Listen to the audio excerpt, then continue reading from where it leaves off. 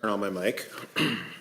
We, the city of Lacey, are on the ancestral land of the tribal people of the Treaty of Medicine Creek, including the Nisqually Indian Tribe and the Squaxin Island Tribe. We acknowledge and remember those tribal people not recognized today who were absorbed or relocated into other tribes for survival. We recognize the ancestors and their descendants who are still here. We recognize and respect the tribal people of the Treaty of Medicine Creek as the traditional stewards of this land since time immemorial, and their role today in taking care of these lands in perpetuity. We recognize and have the responsibility to call attention to the histories of dispossession, forced removal, and abridged treaty rights that allowed our nation, state, and city to develop as they have today. We recommend that the community members read the Medicine Creek Treaty of 1854. And with that, can I get a motion to approve tonight's agenda?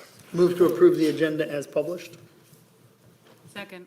Has been moved and seconded. Is there any discussion about tonight's agenda? Seeing none, all in favor of approving tonight's agenda, please say aye. Aye. Are there any opposed? Seeing none, that motion passes unanimously. And with an approved agenda, we'll get into our first agenda item, which is public comment. It looks like we had 0 people register for public comment. I did not receive any public comments sheet here at the table, and it looks like there were 6 written public comments, which will be added to the record. Is there anybody in this chamber that wishes to address this council tonight? Okay, seeing none, we will move on to our next agenda item, which is the Experience Olympia and Beyond Visitor Convention Bureau. Looks like we have their Director of Marketing and Community Engagement, Emily Brooks, tonight. Would you like to join us here at the table, or?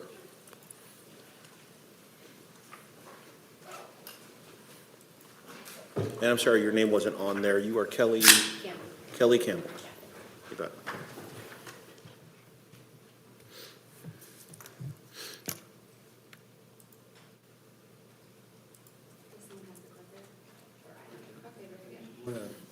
Push the button for a green light for your mic.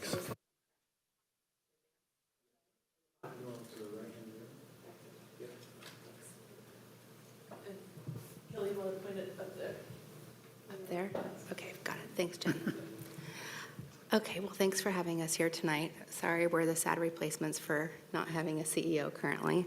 But good evening. My name is Kelly Campbell, and I'm the Vice President of Finance and Administration for Experience Olympia and Beyond.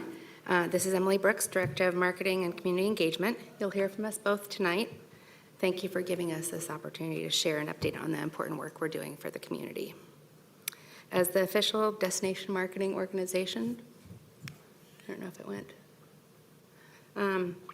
As the official destination marketing organization for Thurston County, we promote tourism-facing businesses and attractions across all municipalities, including Lacey and the EGA. We collaborate closely with local hotels, restaurants, museums, and the regional athletic complex, and more to support the full spectrum of Lacey's visitor economy. We are here tonight to give you an organizational update and marketing update. As you can see, our current budget is $1.4 million. It's remained steady the last couple of years, thanks to support from Lacey LTAC. And we are a staff of 4. Emily and I are Thurston County natives. We have a vacant position that we hope to fill by the end of the year. And yes, we are anxious to fill our open leadership position also, but with the right individual. Earlier in 2025, we started providing board members with a few highlights of our board meetings to better share updates with their municipality or organization as part of our commitment to being transparent. On October 21st, mayors, administrators, and county officials are invited to attend and meet with our board of directors to discuss any concerns along with the interim CEO position. Similarly to this process, earlier this year, we're asking all board members who are interested in serving on a selection committee for our new CEO. At that October 21st meeting, a week from today, we will seek those with interest. Once an interim is selected, we anticipate a 6 to 9 month transition period. I know many of you met with Nicole from Searchwide Global in September, and we want to thank you for your time. Now I'll turn it over to Emily to provide a marketing update. You have to wait. Oops, it went for one more. Sorry. Turn on your mic. It's sensitive. Hello, thank you. As Kelly mentioned, I'm Emily Brooks, Director of Marketing. I wanted to give a quick just kind of update on tourism. Tourism is important to all of us. not only because we get to showcase this incredible destination we call home, but it brings in new money to the area. That money doesn't just stay within hotels, it circulates throughout the community. Our work here at Experience Olympia and Beyond supports what locals value most, our quality of life, sense of place, essential community services, and jobs in the area. In 2024, overall in Thurston County, we welcomed over 3 million visitors to the county. That represents visitors who came 50-plus miles away to our destination. The visitor economy is essential. It provides direct benefits to households, businesses, and the government. In 2024 alone, visitors spent $572 million in Thurston County. That level of spending sustained 4,076 jobs and generated over $56 million in state and local taxes in 2024. We can take a little bit closer look at where that money was spent. 30.4% was food and beverage, 20.7% of that $572 million was in retail, and 17.4% was in recreation. What this breakdown tells us is that this money ripples across many different sectors. It doesn't just support hotels, it benefits businesses throughout the community by bringing outside dollars to help replenish our tax coffers through not just lodging tax, but also sales tax. There is a huge return on investment by targeting potential visitors 50-plus miles away, encouraging them to stay the night and put heads in beds. Looking at the total visitation on the left, 41.2% of visitors stayed overnight in Thurston County. When compared to the total economic impact on the right, visitors made up 70.7% of all spending within Thurston County. The effect of tourism, specifically overnight tourism, has a huge impact on our community. I wanted to give you a snapshot of the Lacey visitor. This data comes from our sentiment visitor survey, which was done this summer, and also Datafy, our digital programmatic attribution platform. So people who come to Lacey typically travel in about 2.7 people. They stay just over 2.5 days, and they come from our drive markets of Seattle, Vancouver, Portland, Oregon, Everett, and Bothell. In our sentiment survey that I was just talking about, we asked visitors the most effective travel inspiration resources that they use. Websites, found via search, which is our friend Google, was the top resource, followed by online content, as in articles and blogs, and then official, local, or state visitor guides were number 3. These are the exact resources that we invest in to reach travelers. We also asked our visitors what type of attractions they experienced during their last visit. Dining was at the top. I don't blame anyone for that. Followed by shopping and then scenic beauty. We then asked their top travel priorities, enjoying nature, road trips, seasonal travel, and then budget travel closely after seasonal travel were their top priorities. This data right here is used to create messaging to attract these audiences to our destination. On the left over here, those pictures that discover summer in Thurston County, you'll see our, oh no. Sorry, let me go back. So over here, the digital programmatic, those are pictures of the holiday lighting down below, and then Discover Summer in Thurston County is Hawks Prairie Golf Course. Those are examples of advertising that's placed 50-plus miles away. So they're not designed to be seen locally, so I wanted to make sure you guys saw them. This is the most effective marketing tool that we have in our toolbox. It's extremely targeted, and once we see that somebody clicks on one of these ads, we can then target them again because we know that they came to our website. So we get down to that marketing funnel. The return on investment on digital programmatic is huge. For every $1 we spend, we see nearly $239 in return visitor spending in Thurston County. On the right is the visitor newsletter example. This disc golf, which is at the very bottom, is one of our newest blogs on our blog. People have to opt in to receive our newsletter, so we already know that they're interested in coming here. We send out one visitor newsletter a month.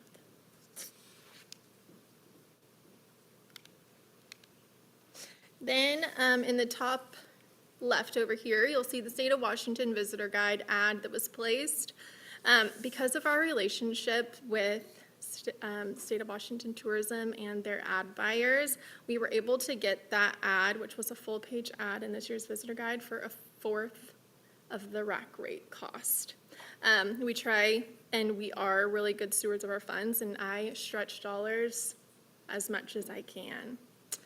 In the middle is the Seattle-Tacoma International Airport advertisement that we're super proud of.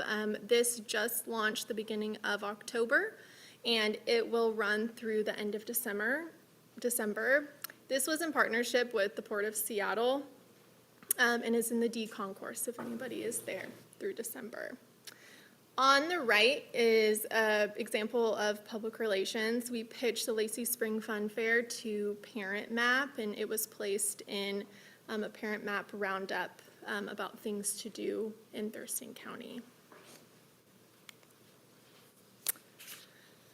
Our visitor guide, which this is a Lacey community guide, but just to back up one little step, has a print distribution of 60,000. It's also available online and is a tangible resource, as we saw from the previous data, that travelers pick up, keep, and use when planning their trips.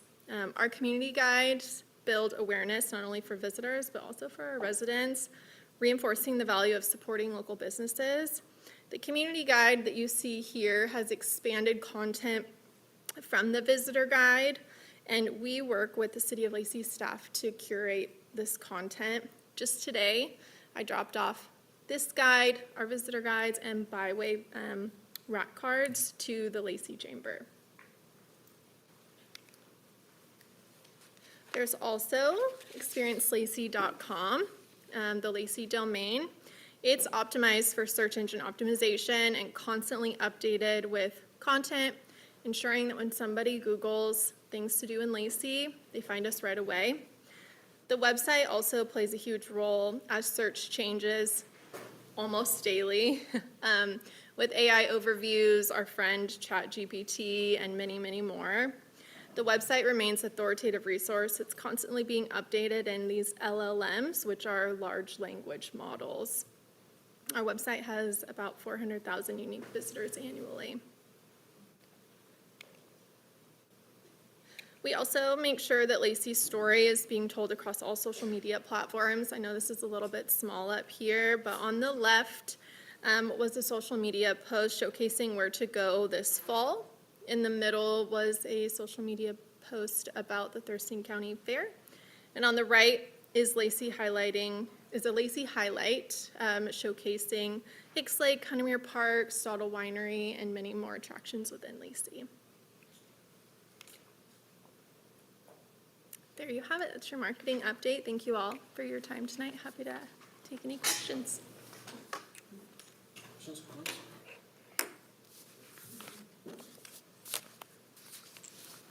I didn't know what to call the producers district until I read about it in your guide. Like I hang out in that neighborhood, but I didn't know what a producers district was. So like Stottle and Top Rung and 23 kitchens. So thank you. Hey, could you repeat the number you said of requests you get for the newsletter? The ones that you have to sign on? How many visitor? I think currently we have about 15,000 subscribers to our visitor newsletter. We also have a resident newsletter. We segment out by zip code. So we also have a resident newsletter that has a couple of thousand as well. Didn't you say something about you get X many new ones a day or a week or something like that? Or did I mishear that? Are you talking about the ROI on the digital advertising? No, 60,000 visitor guides we print. Maybe that's what it was. Okay, yeah, I probably heard it wrong. sorry. It's all right. Yes, that's good. Thank you. Thank you. Let's see, next item on our agenda is our 5-year homeless plan, and it looks like tonight we have the Office of Housing and Homeless Prevention Manager, Tom Webster, and Homeless Services Program Manager, Jackie Lesko. Welcome. Thank you. Sure. Thanks so much for having us. So again, I'm Tom Webster. I'm with Thurston County's Office of Housing and Homeless Prevention, and I'm here with Jackie, and we're here to talk to you tonight about the 5-year local homeless housing plan. This is a requirement of the state of Washington. So we receive funding from the state of Washington, and part of that funding requires this 5-year plan. So we are currently drafting the local plan for the years 2025 through 2030. I know we're almost done with 2025, but there we have it. So these are due to the Department of Commerce in December of this year is when this will be submitted. So we're going to provide a high-level overview of the requirements of the plan, what we've done so far, some next steps, and then we'll have Jackie go into some of the detail, not deep into the detail, but some of the detail of what's in the plan. So there's several required components of this plan. First is an estimates of service level. Commerce wants to kind of set a baseline of what are the current services available in your community. So we provide that. We also provide a list of all the resources that are available in our communities, both federal, local, state, all the sales tax, and all the different resources we have for homeless services. We also provide an estimate of the permanent and emergency housing needs. This comes from the work that the planning departments and TRPC have done under House Bill 1220. So some of those projections over the next 30 years or so for housing needs. So we incorporate that into the plan to make sure there's good synergy between this local housing plan and what the planning departments are planning for. We also need to include how we prioritize our homeless housing capital projects. So this is really a description of the Regional Housing Council's process and the Thurston Affordable Housing Advisory Board and that process for how we distribute our capital dollars. There's also public engagement processes within the plan that we need to articulate. And then the real core of the plan is the narrative and the work plan of how we're going to address our statewide homeless response objectives. So the state requires that our plan address 5 objectives. And so this is really the foundation of our plan. So I'll review these at a high level, and then Jackie will talk about these in a little bit more detail. But the first one is we need to promote an equitable, accountable, and transparent homeless crisis response system. Strengthen the homeless service provider workforce, and this is really new this year, was not in our previous 5-year plans. Real focus on the workforce. We've really seen during COVID, there's been a lot of turnover in the homeless service provider workforce, so really looking to strengthen that. Preventing episodes of homelessness wherever possible. I would say this is also not new, but an increased area of emphasis in the state this year of preventing homelessness. Prioritizing assistance based on the greatest barriers to housing stability and the greatest risk of harm. And then seeking to house everyone in a stable setting that meets their needs. As part of this process, we've really engaged a lot of stakeholders. It's not just our office, sitting at a computer and writing this plan.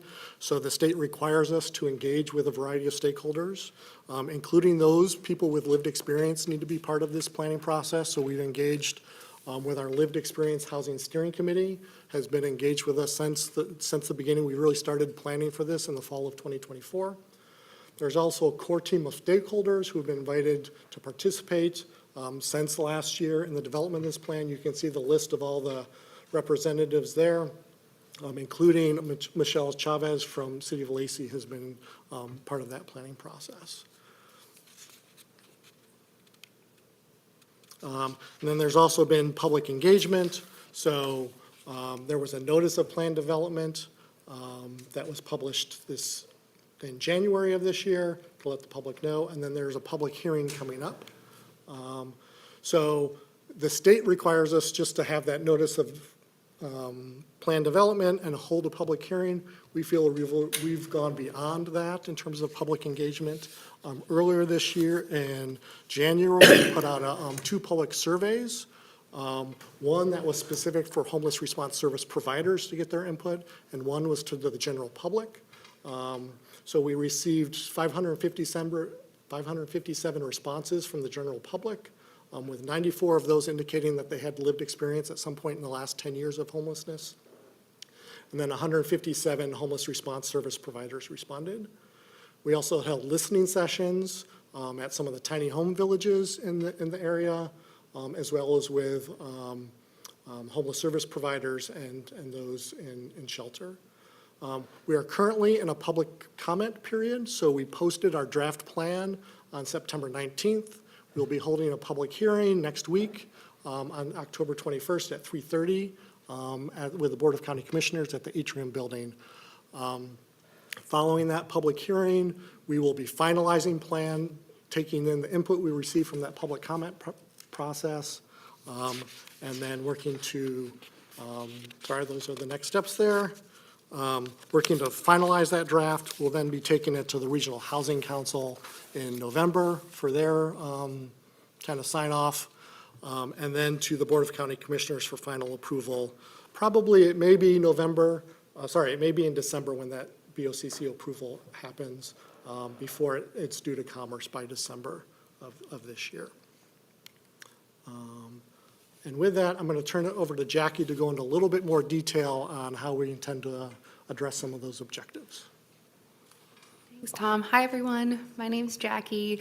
If we haven't met before, I joined the Office of Housing and Homeless Prevention about 7 months ago, and I am seeing some familiar faces, which actually is really reassuring.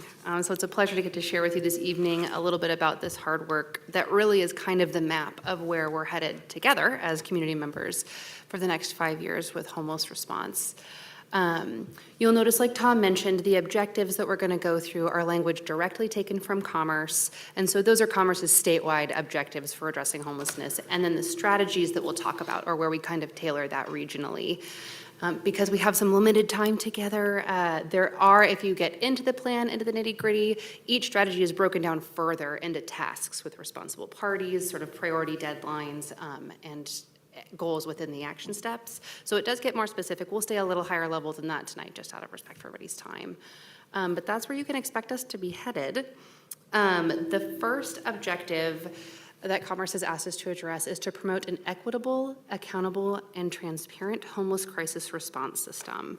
So our thinking around that, based on what, like Tom mentioned, that community engagement that we've had so far from folks with current and historic experience in unsheltered homelessness, community members at large, back from our county commissioners, back from the RHC, back from anybody who has sort of shared so far, is where that information is coming from. So we want to strengthen transparency through accurate and streamlined collection, analysis, and dissemination of system data, through consistent, accessible referral pathways for coordinated entry and other associated services, and streamlined communication and cross-training across system partners and the community at large.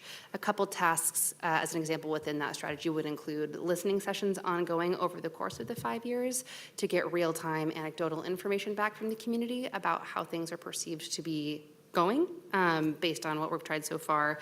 We've also talked about a public-facing data dashboard that will show in real time average wait lengths on coordinated entry or number of beds available or sort of demographic information about who's engaging with the system. We want to enhance accountability through use of local data and evidence-based practices for targeted continuous improvement. We want it to be locally relevant and use a recipe that we know works. We want to solicit and implement stakeholder feedback, and then we want to be held accountable through meeting or exceeding Washington Department of Commerce CHG performance measures. They do outline particular performance measures that we, as a oversight of our subcontractors, help hold them accountable for as well. So they have minimum standards for performance.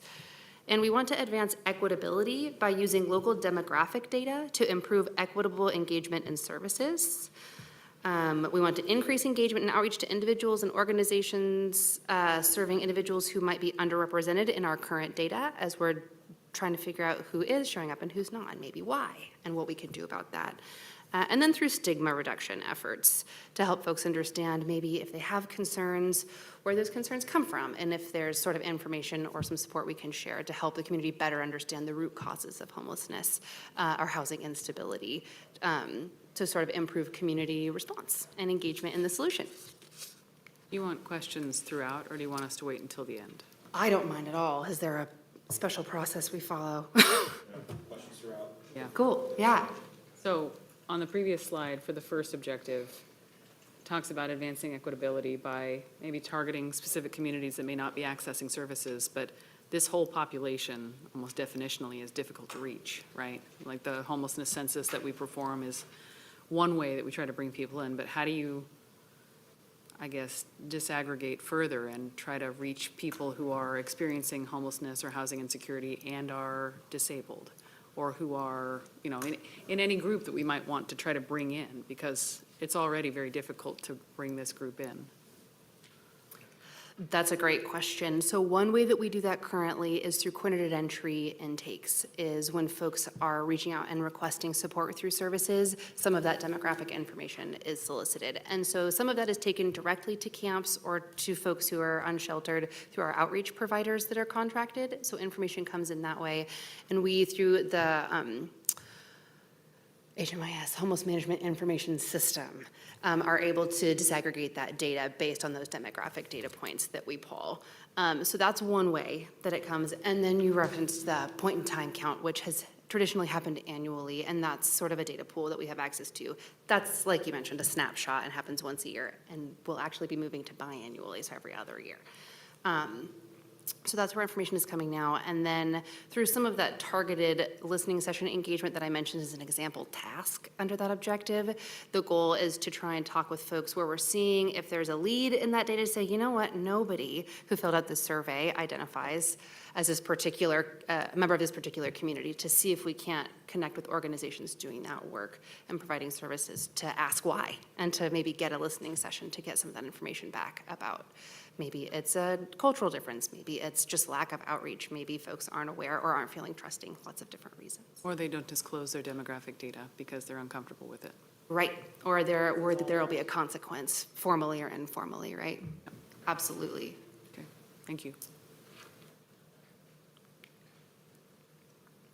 Okay, objective 2, strengthen the homeless service provider workforce. Like Tom mentioned, this is a new objective to the plan this year, so all of the interventions that we've included under that aren't carryover from former plans, and this was a really, it feels funny to say, but a fun part and creative part of thinking about the plan as kind of just logically makes sense. High turnover in social services is really expensive and really affects service quality, which is the #1 indicator of affecting positive outcomes from services. Positive and strong engagement produces the best outcomes.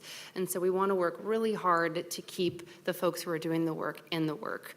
And there's a high emotional tax associated with providing those services, and also all of the money within the system that funds those positions is also intended to fund services. So finding the right balance between staffing folks up, paying a living wage, and also reserving enough of funding to go into actual service delivery like rental subsidies or case management or support services is really a tough balance. So we had some tough conversations to kind of arrive at some of these strategies. But one is to foster collaborative learning and knowledge sharing. Folks felt siloed in their organizations, and they really, that contributed a lot to their sort of burnout in their jobs, is that they felt sort of the problem was too big, and with what they knew from their one corner of the system, they didn't feel ready to tackle it. So they wanted to learn more about what their partners were up to and kind of have a larger system feel instead of a siloed experience in their organizations. We want to invest in homeless response system direct service professional development. Folks felt really invested in with the opportunity to attend conferences or to grow in their field, like all of us want to do. So the opportunities for professional growth or career growth over time into leadership opportunities. We want to increase sustainability of homeless response system workforce roles. Some ideas that came up throughout that process were the thought of sort of increasing employee assistance programs or access to different supports through peer mentoring or support groups or things that kind of help them debrief and feel like they have a sense of community and shared teamwork within the field from a trauma-informed lens. And then enhance provider capacity through technical support and resource leveraging. folks felt really burnt out when they felt like the problem was large and they didn't have enough in their tool belt. So the thought of sort of a larger team approach and leveraging so that we're reducing to every degree possible any duplication of dollars or services so that we're bringing every possible tool in the tool belt to the table. I had a quick question. Yeah. So, because, I spend a lot of my time just here in Thurston County, and so I don't really get to go see how other communities have dealt with or changed or benefited from some of the other programs like the right-of-way funds that the governor did a couple years ago. We were super fortunate in that we were shovel-ready on something, and we were able to receive some of those dollars to get a building purchase and get people out of the right-of-way. Have other communities been as fortunate, or like, I don't really get to see how the problem is in Spokane. I don't get to see how the problem is in Seattle and how, things have changed since it was really bad. And I'm just kind of wondering, how are we faring in comparison to some of the other communities out there? Yeah. I'll try to tackle that a little bit. So across the state, there was 5 counties that were received funding under the Encampment Resolution Program. So it was Thurston, Pierce, King, Snohomish, and Spokane counties were the 5. So all of them have taken a slightly different approach. Similar, a lot of similarities, but also differences. I can't speak in depth about kind of what all the communities have done. I know all of the communities have experienced the same thing recently that we have in terms of a funding reduction and how they've had to adjust programs and manage those resources. So broadly speaking, it has been successful. It's been helpful for those communities. And so I hesitant to kind of speak on how successful they've been. I don't have that information, but we can look to share more information as we have it. Tom, didn't we end up getting some money that Snohomish couldn't use? Am I remembering that correctly? It seems like we got an extra chunk beyond what we had anticipated. So there was an additional allocation from the state in 2023, some of there's additional funding, and how that got allocated, I don't know if, kind of a broad perspective, there might have been some redistribution there. So we were able to get some additional money that really paid for the purchase of the old Olympia Inn in downtown Olympia, which is now Sandy's Flats. So some of that funding kind of after the first year into the program, I don't know all the sources from that, but some of that might have come from Snohomish. I guess the point is, we got more than we might have. Yeah. And now we're struggling with how to continue to maintain and operate those programs going Exactly. forward. Yeah, and that answers my question. And I guess one of the things that I was thinking was, we cleared up a lot of right away, the mound over by Hobby Lobby and some of the different places. And, we've got into a much more manageable situation. We still have a lot of work to do, obviously, to get it to what we would consider our ideology. But we're managing a smaller problem, and we're happy about that. At least I know I am. And so I didn't know, because I see it, so much more cleaned up and cleared up than it was 3 years ago. And but when I go downtown to like a Mariners game or something like that, and I see, what it looks like there, they're a much bigger city. We're 60,000, they're 1 million people. But I'm just trying to kind of like see like, are we doing? I know in terms of how we feel we're doing, we have a long way to go. But when I go to some of the other communities and I still see people, in state right-of-ways and or just sleeping pitching a tent on the city streets, I feel like we're doing better, but I don't really have a way to quantify it. That's all. Yeah. So just a comment, not a question. Sometimes when you're in the middle of it in your community, we see what's going on here. So the zoom out perspective of like, okay, if we look statewide at some of these goals that are state funded programs, how are we lining up next to everybody? It sounds like what you're wondering about. Absolutely. Okay, objective 3, we feel good? Could I have one more question Yeah. about objective 2? So writ large, commerce is encouraging local counties and other jurisdictions to, do what they can to increase the staffing, like support staffing that provide services in this space. And you all have a lovely plan for engaging in, like, creating communities of interest and learning opportunities and recognition, like highlighting people who are really shining in this space. And all of that's great, but to your knowledge, is there a state plan for increasing the people going into these fields, like incentives to go into these areas of education, to gain credentials? I think the Healthcare Authority has a peer training program for people experiencing substance use disorders, but do you know, like, are they looking at it at the statewide level to try to get more people to consider these careers? That's a great question, and as far as I know, do you have something to add on that, Tom? No, I have not heard anyone talking about that. So it actually is something that came up a lot in our listening sessions. We did targeted listening sessions with direct service professionals, and we asked that supervisors not be present or any funders be present so that folks could really be honest and candid without fear of any, retribution. And folks really wanted sort of what eventually gave birth to that sort of peer certification that you're talking about, which is sort of an industry standard and a credential and a workforce development pathway for people who are trying to enter the field that makes it sustainable and makes it legitimate, and sort of values some of those things like lived experience and moves away from some of the more traditional components that have been check boxes for professionalism around degrees and those kinds of things. So folks were curious about a formal certification program. So as far as I know, there's no plan for that now, and it was a big topic of conversation and is an exploratory task that we have under this bullet point in the plan to discuss what that would look like for their perhaps Department of Health or the Healthcare Authority to consider what it would be like to sponsor a formalized, like, housing services support professional or similar credential like that could get people some letters behind their name, ramp up the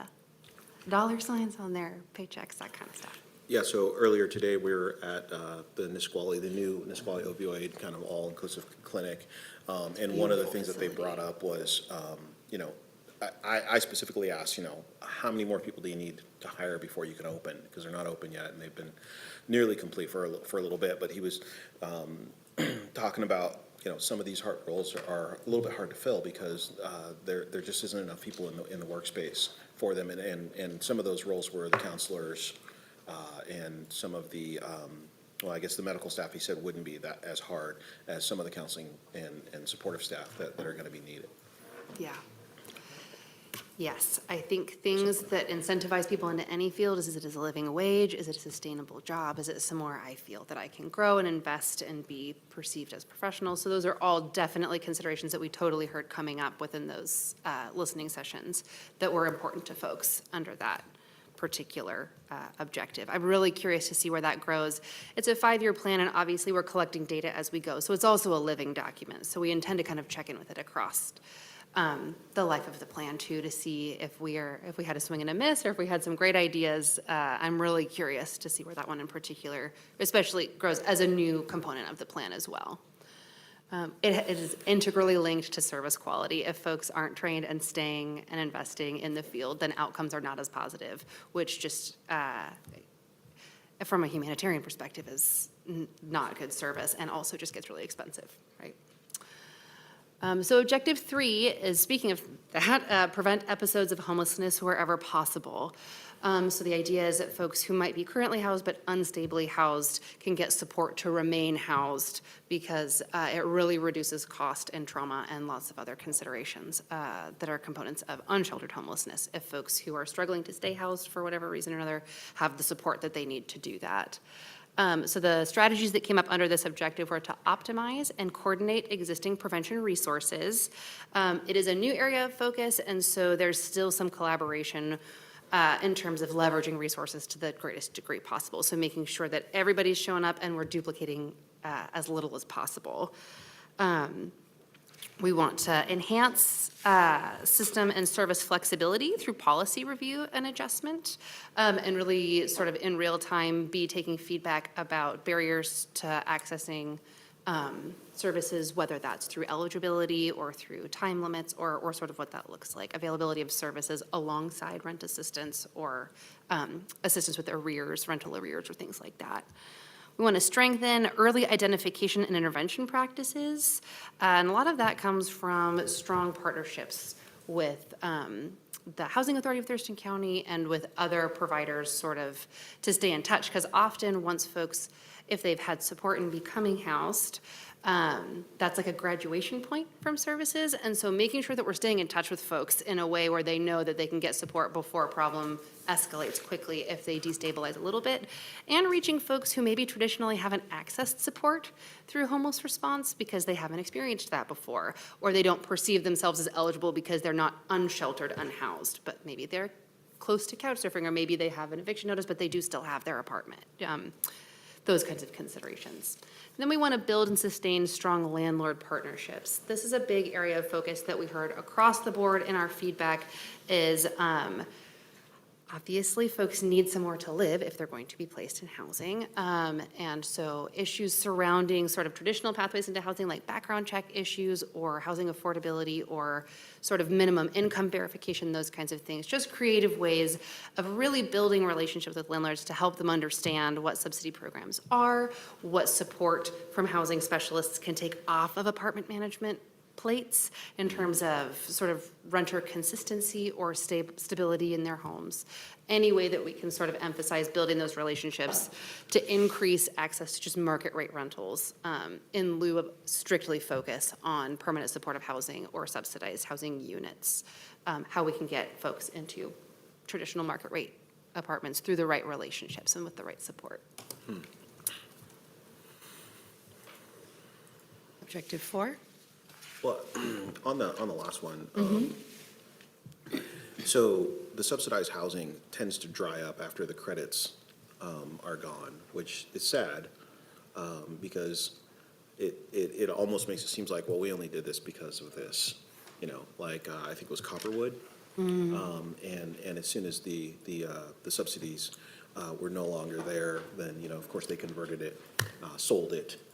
And I guess it's just a little difficult to keep them in place or for them to not change the model once it becomes no longer as profitable as it was. Are there some programs or anything coming down the pipe that is going to, from the state level, that will, kind of pick up the pieces of some of the subsidies that we might be able to get some more below market rate, or is it just us cities and local jurisdictions offering, tax credits for reduced AMI units?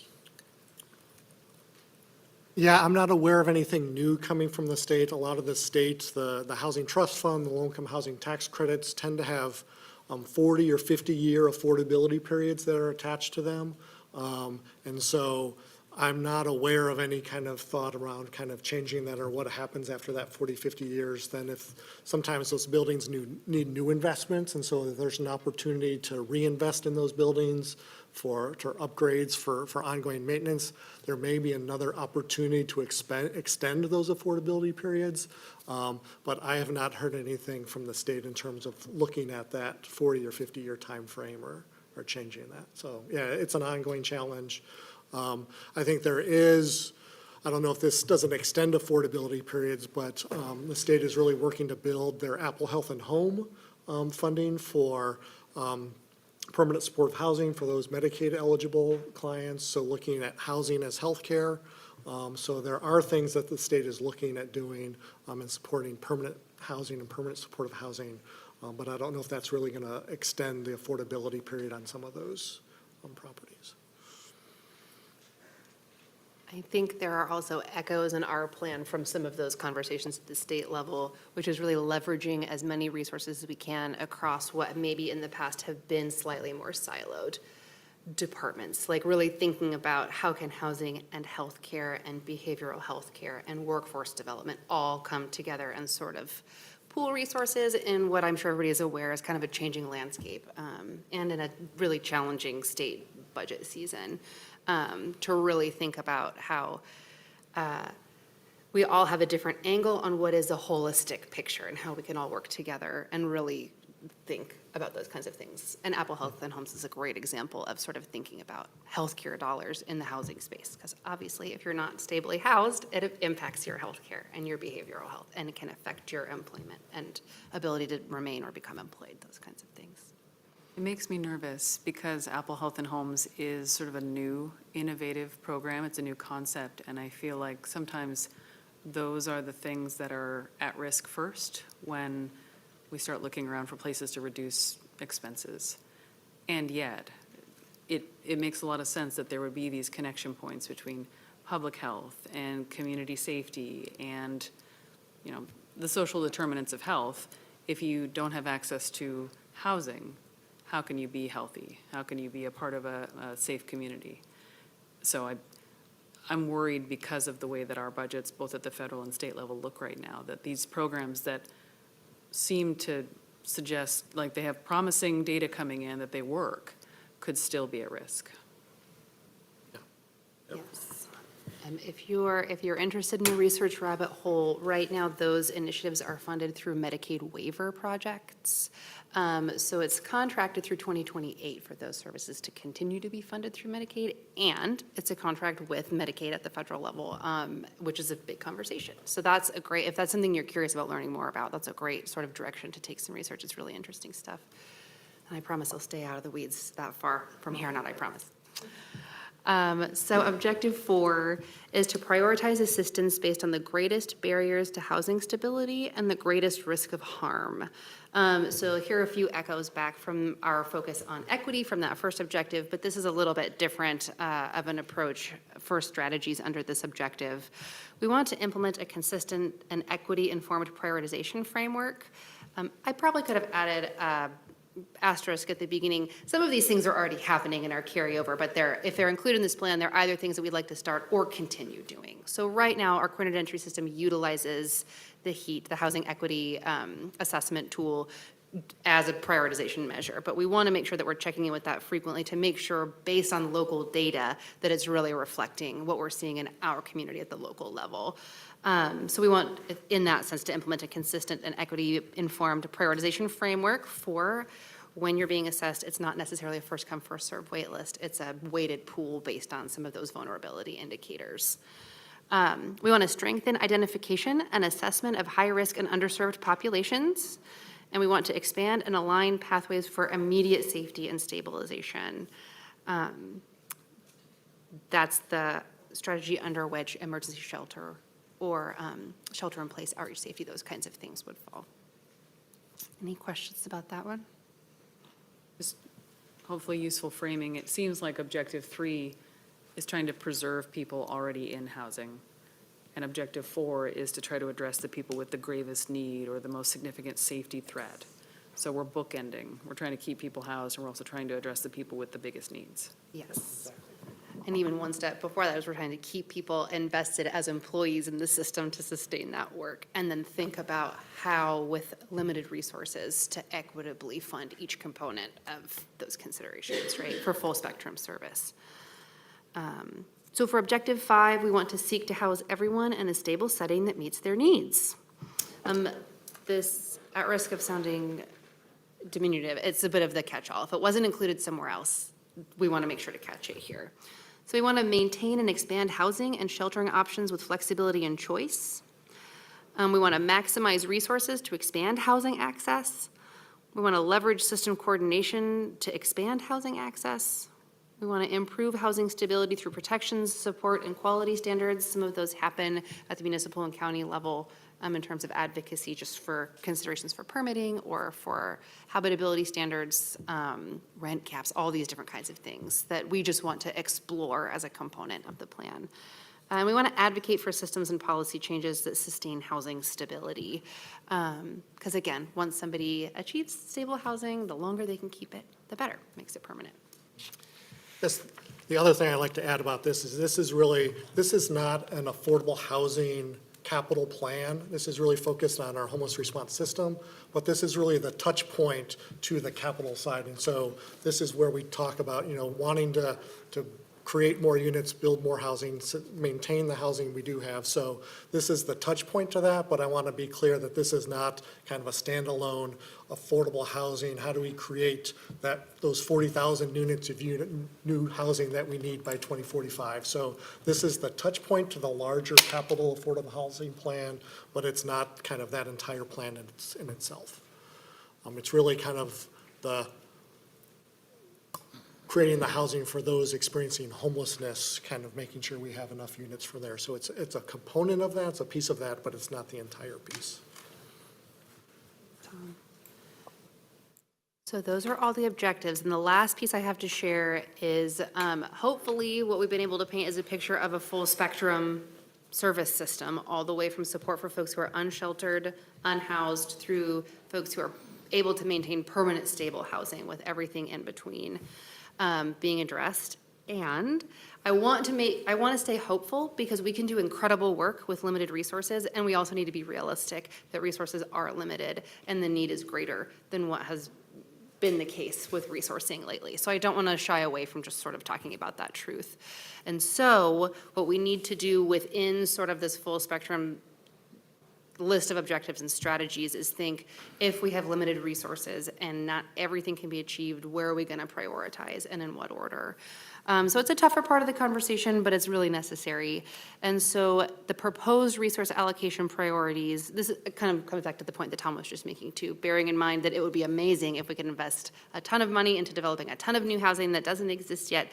There is an overlap between homeless response and affordable housing existing and being available for folks who are unhoused. But that's sort of where these priorities fall, is more on the homelessness response side of that coin, if you're thinking in those terms.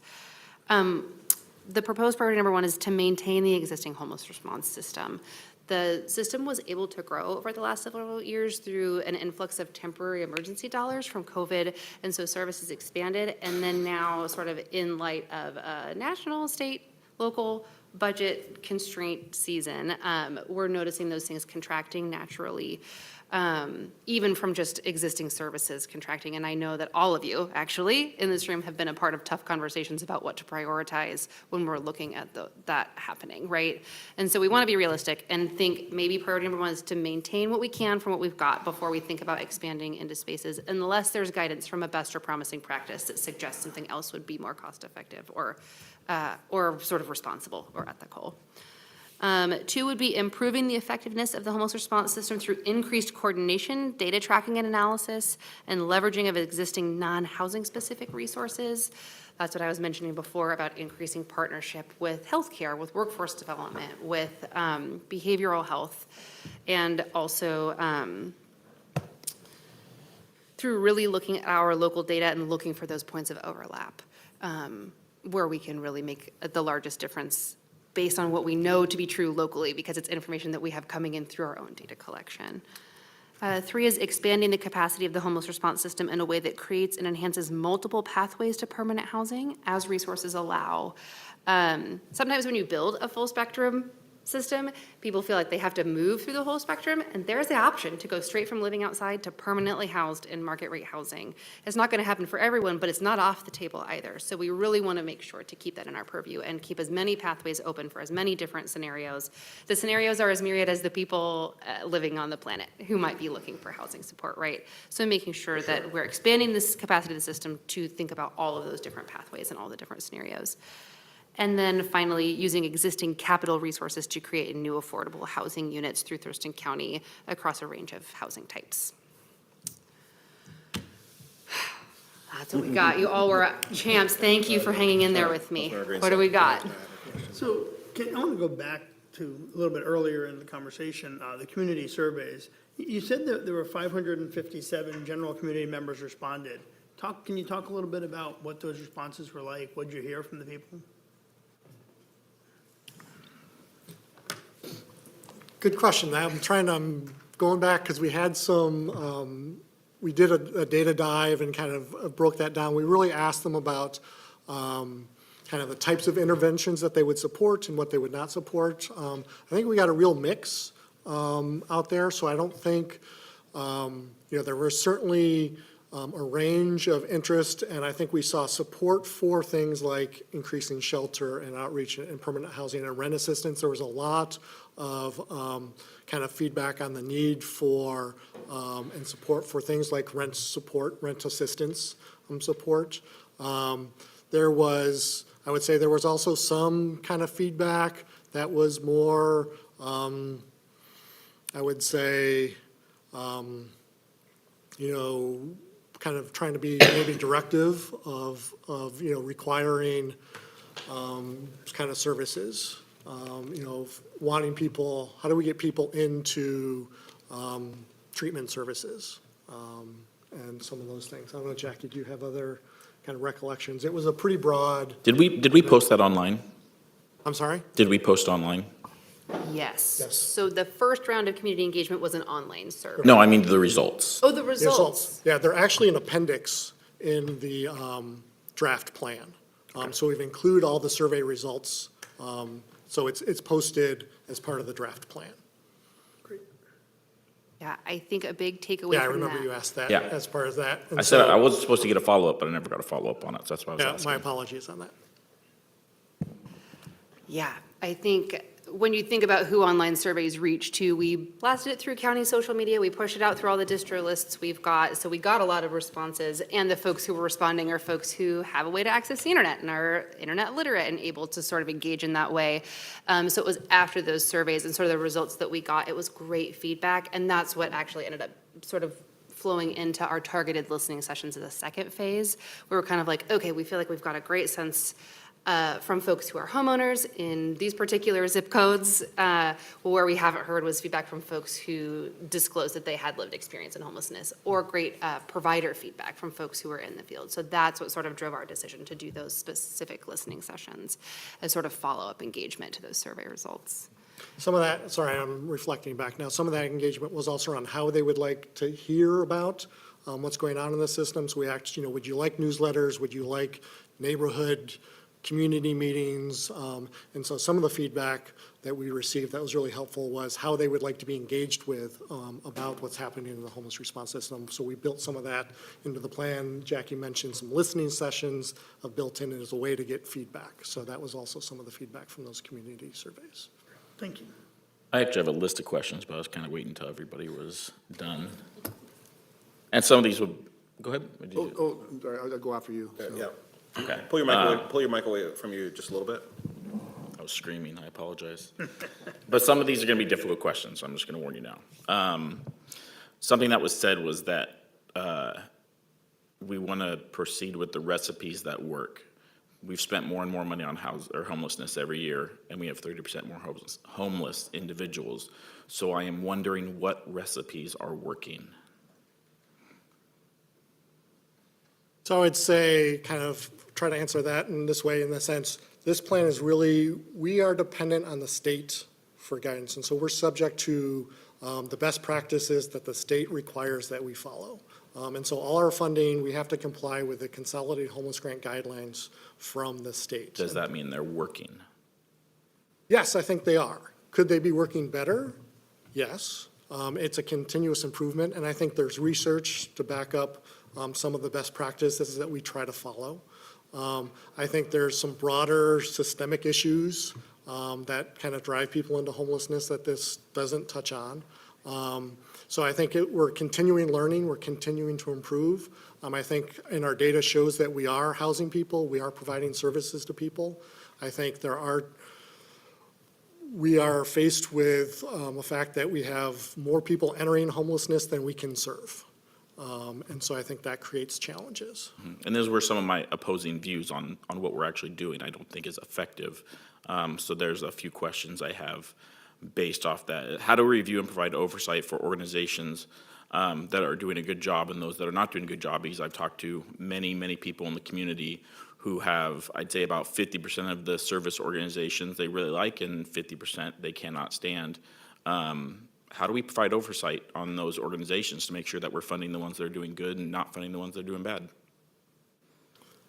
Yeah, so that's really through our Homeless Services Advisory Board, so we have an RFP process. Our office monitors contracts, so we have within the state, Jackie mentioned, there's performance guidelines, so we're really beefing up.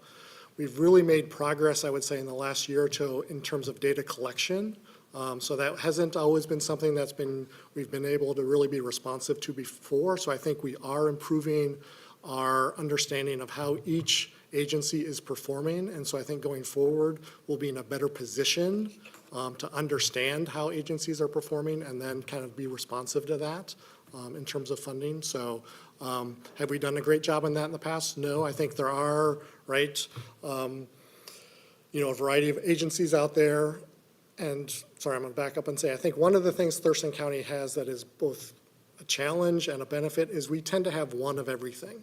We have, for the most part, one agency that serves families. We have one agency that really serves youth from a large kind of perspective. We have one DV agency. And so we're locked in a little bit. We don't have a lot of competition among our agencies, and that creates some challenges when we do have some agencies that aren't performing up to speed. There's not necessarily always another agency that we can easily turn to. And so I think that creates some challenges of how we provide technical assistance, work with our agencies to improve performance without completely cutting off services to that population. My next question has to do with the by names list that's in the plan. I know there's communities that weren't doing by names lists, so I'm wondering, is that a part of this new plan, or was it supposed to be part of the 2020, 2022, 2025 plan as well? The by name list, we've been really doing since we've joined the Built for Zero initiative. And that was, we joined that after I think that plan was developed. It was around the same time. So the Built for Zero initiative is a national initiative that really looks at best practice and really helped us build up that by name list so we know who's experiencing homelessness, and we're really tracking that data better. And so that we've really made improvements in the last 2 or 3 years on that quality by name list. So I would say this plan leans into that more. So it was about 2 or 3 years that we've really been working on that by name list. Is that mandatory for municipalities to do, or is it voluntary?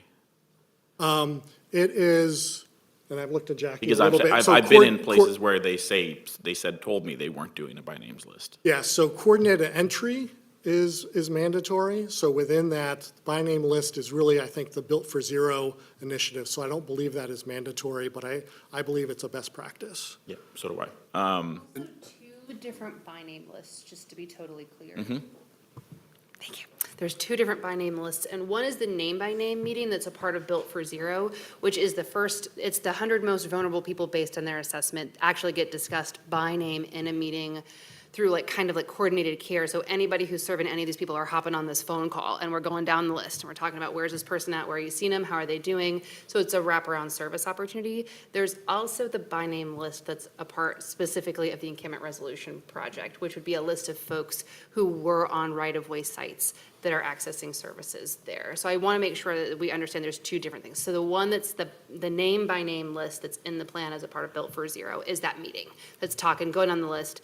And right now there's one, like Tom mentioned, it wasn't added at the top of the last plan, but has been added since as a part of Built for Zero, which is trying to achieve functional zero for homelessness, which is the point at which you have fewer people flowing into services or out of services over in. Then the other, if you've heard sort of about by name lists for getting into enhanced shelter through ERP or RO, is a separate entity, just in case we're. Does this plan still support low barrier housing? Yes, and that is a requirement of the state. Department of Commerce requires that 80% of our shelters are low barrier. Do you feel like that's a best practice? Yes, I do. Based on what? Jackie's got some better insight into the research on that, but there has been research around low barrier shelters. Because I've researched this very in-depthly, and so I'm wondering what research has been done to show that low barrier housing is effective. Yeah, so a great place to start, if you're curious, is to look into the principles of permanent supportive housing, which also applies across any supportive housing setting like an enhanced shelter or service engagement in general. And the basic core tenets of the best practice is that the best outcomes come from the best engagement. in services. And the best engagement in services comes from person-centered voluntary participation. And I know that that gets tricky for folks or feels controversial, so I want to lean into the fact. I have not seen one outcome of any study that shows that that is actually an effective method for reducing homelessness, Yeah. addiction, or mental health issues. So what you'll want to look up is it's the National Substance Abuse and Mental Health Service Administration, SAMHSA, has lots and lots of records of nationwide decades of research in implementing this particular evidence-based practice. And so what we've been doing in this plan and recently is looking at, okay, there's the philosophy, and then there's implementation for success, and sort of bridging the gap between what has been proven to be effective and then looking at whether or not that's just sort of a philosophy that's held, or if it's really actionably and accountably implemented. Would you be able right? to actually show me the studies? Yeah. Send them to me? Because I have researched this in-depthly and I've never seen one. Yeah, yes, how do I do that in an appropriate email. way in this You setting? can- Do I just email you? Well, you the can city basically manager send it office. to me, and then I'll get it out to the full council. Excellent, yeah, no problem at all. And if you're interested, there's actually a relationship between that and the Healthcare Authority's Apple Health and Homes Initiative that Tom was mentioning earlier, because they utilize that for what's called their Foundational Community Supports Housing Program. It's the basis of their Medicaid waiver to actually bill housing support services to Medicaid is the best practice that's built on is the principles of permanent supportive housing. Yeah, I don't know if you're a coffee drinker, but if you want to get a latte and talk all about it, you'll regret ever hanging out with me. City manager, you have something you want to add? No, I was just gonna. I still had more questions, Oh, but okay. unless you want to add to that No, the only specifically. thing I had was I was gonna ask the status of the Built for Zero program, and you kind of touched upon it, but just real quick, I think it was around 2022-ish is, because we always had the required coordinated entry program in HMIS, but challenge of that was you'd have the challenge of data collection with the annual point in time counts and these data, and sometimes you'd be counting people twice, you lose people in the system, and the concept of the Built for Zero program was to try to create that triage center where you can track people and compare notes and, okay, this person's here, and this one's made it out into a housing situation, and this one's, where are they, and go to find them. So it made it a little easier to track, and it was a program that's community initiatives, and it was actually, I think, initiated by Providence, St. Pete's to get that going in this region. So just didn't know where the status of that to the point of being implemented. Yep. My next question is, does this plan still utilize, support, and promote the Homes First method? Housing first? Housing first. I think there's a relationship between that and what you were mentioning about low barrier. So it's all within the CHG guidelines. So a large part of the homeless response system is funded by those dollars that come from Commerce that are all under that Consolidated Homeless Grant or CHG umbrella. Would you also say that there are studies that show that being effective? Housing first, yes, I would say that, yes. Okay, if you could send those to me as well. Yeah. And I would send you some others that would discredit that. I'm just gonna make this statement. I don't think Homes First or low barrier is an effective method for reducing the root cause of most of the homelessness, which is addiction and mental health issues, and those get tied together. Shelter and rehab is the much more effective method, and I think the biggest disservice that we're doing is not actually having this conversation. I think we've siloed our opinions, and our own biases are affecting positive outcomes. So I'll leave it at that, but I've tried to have this conversation with a lot of people for a long time, and nobody wants to hear it. And I think we need to open discussion up to people with different points of view, because this is the only method that I hear talked about, and homelessness and addiction is getting worse. So I'll end on that. Can I ask a clarifying question to what you just said? So when you're talking about shelter and rehab, you're making a distinction between shelter and housing. Is that right? Could you clarify that? Well, shelter and housing suggests that somebody does have a place to find shelter, to receive rehab services. Yes, it is a much more sustainable and effective model because under Homes First and Low Barrier, we're not providing mental health or drug addiction services. We're just putting people into homes or housing that they continue to use drugs and have mental health issues, and we're not treating the root causes of these issues in the first place. I don't know that that's quite right. I don't know that, Maple Court's a great example of that. Maple Court is an example of shelter Look at every without low enough barrier service. housing in No Seattle is a services and disaster. very low barrier. But I don't think in every case, when we talk about housing first, that you can assume that there aren't also recovery services being provided. The vast majority of them, it's not financially sustainable. I am willing to say the truth, and now that we have reduced budgets, I think you see a change in attitude. Seattle's already starting to change its attitude. You can see the undercover reports of going into these homes first, just living conditions that are horrible. We're just moving people to die on the streets, to die inside of a room in an apartment, and I have a fundamental difference on how we're actually treating people, and I don't think it is humane. But to clarify your point, you're not advocating for requiring someone to gain sobriety before receiving shelter. You just want Shelter and rehab is not, it is, shelter and rehab to come together. You want Yes. housing and recovery services at the same time, yes. not housing without access to recovery Putting someone who has services. mental health issues or an addiction inside of a room, in most cases, really, there's no cases that have shown for it to be effective, and we're just moving from people from the street into a room at a much more financial strain, and it's never shown to be effective. It's based off a study in Seattle that was done on alcoholism and has never been shown to be effective for drug use or mental health days. Never improved those. And we just need to face it, that the vast majority of these problems, because I go to Olympia and I talk to people on the streets. I ask them if they want to go to housing. I ask them if they want to go to rehab, and they don't.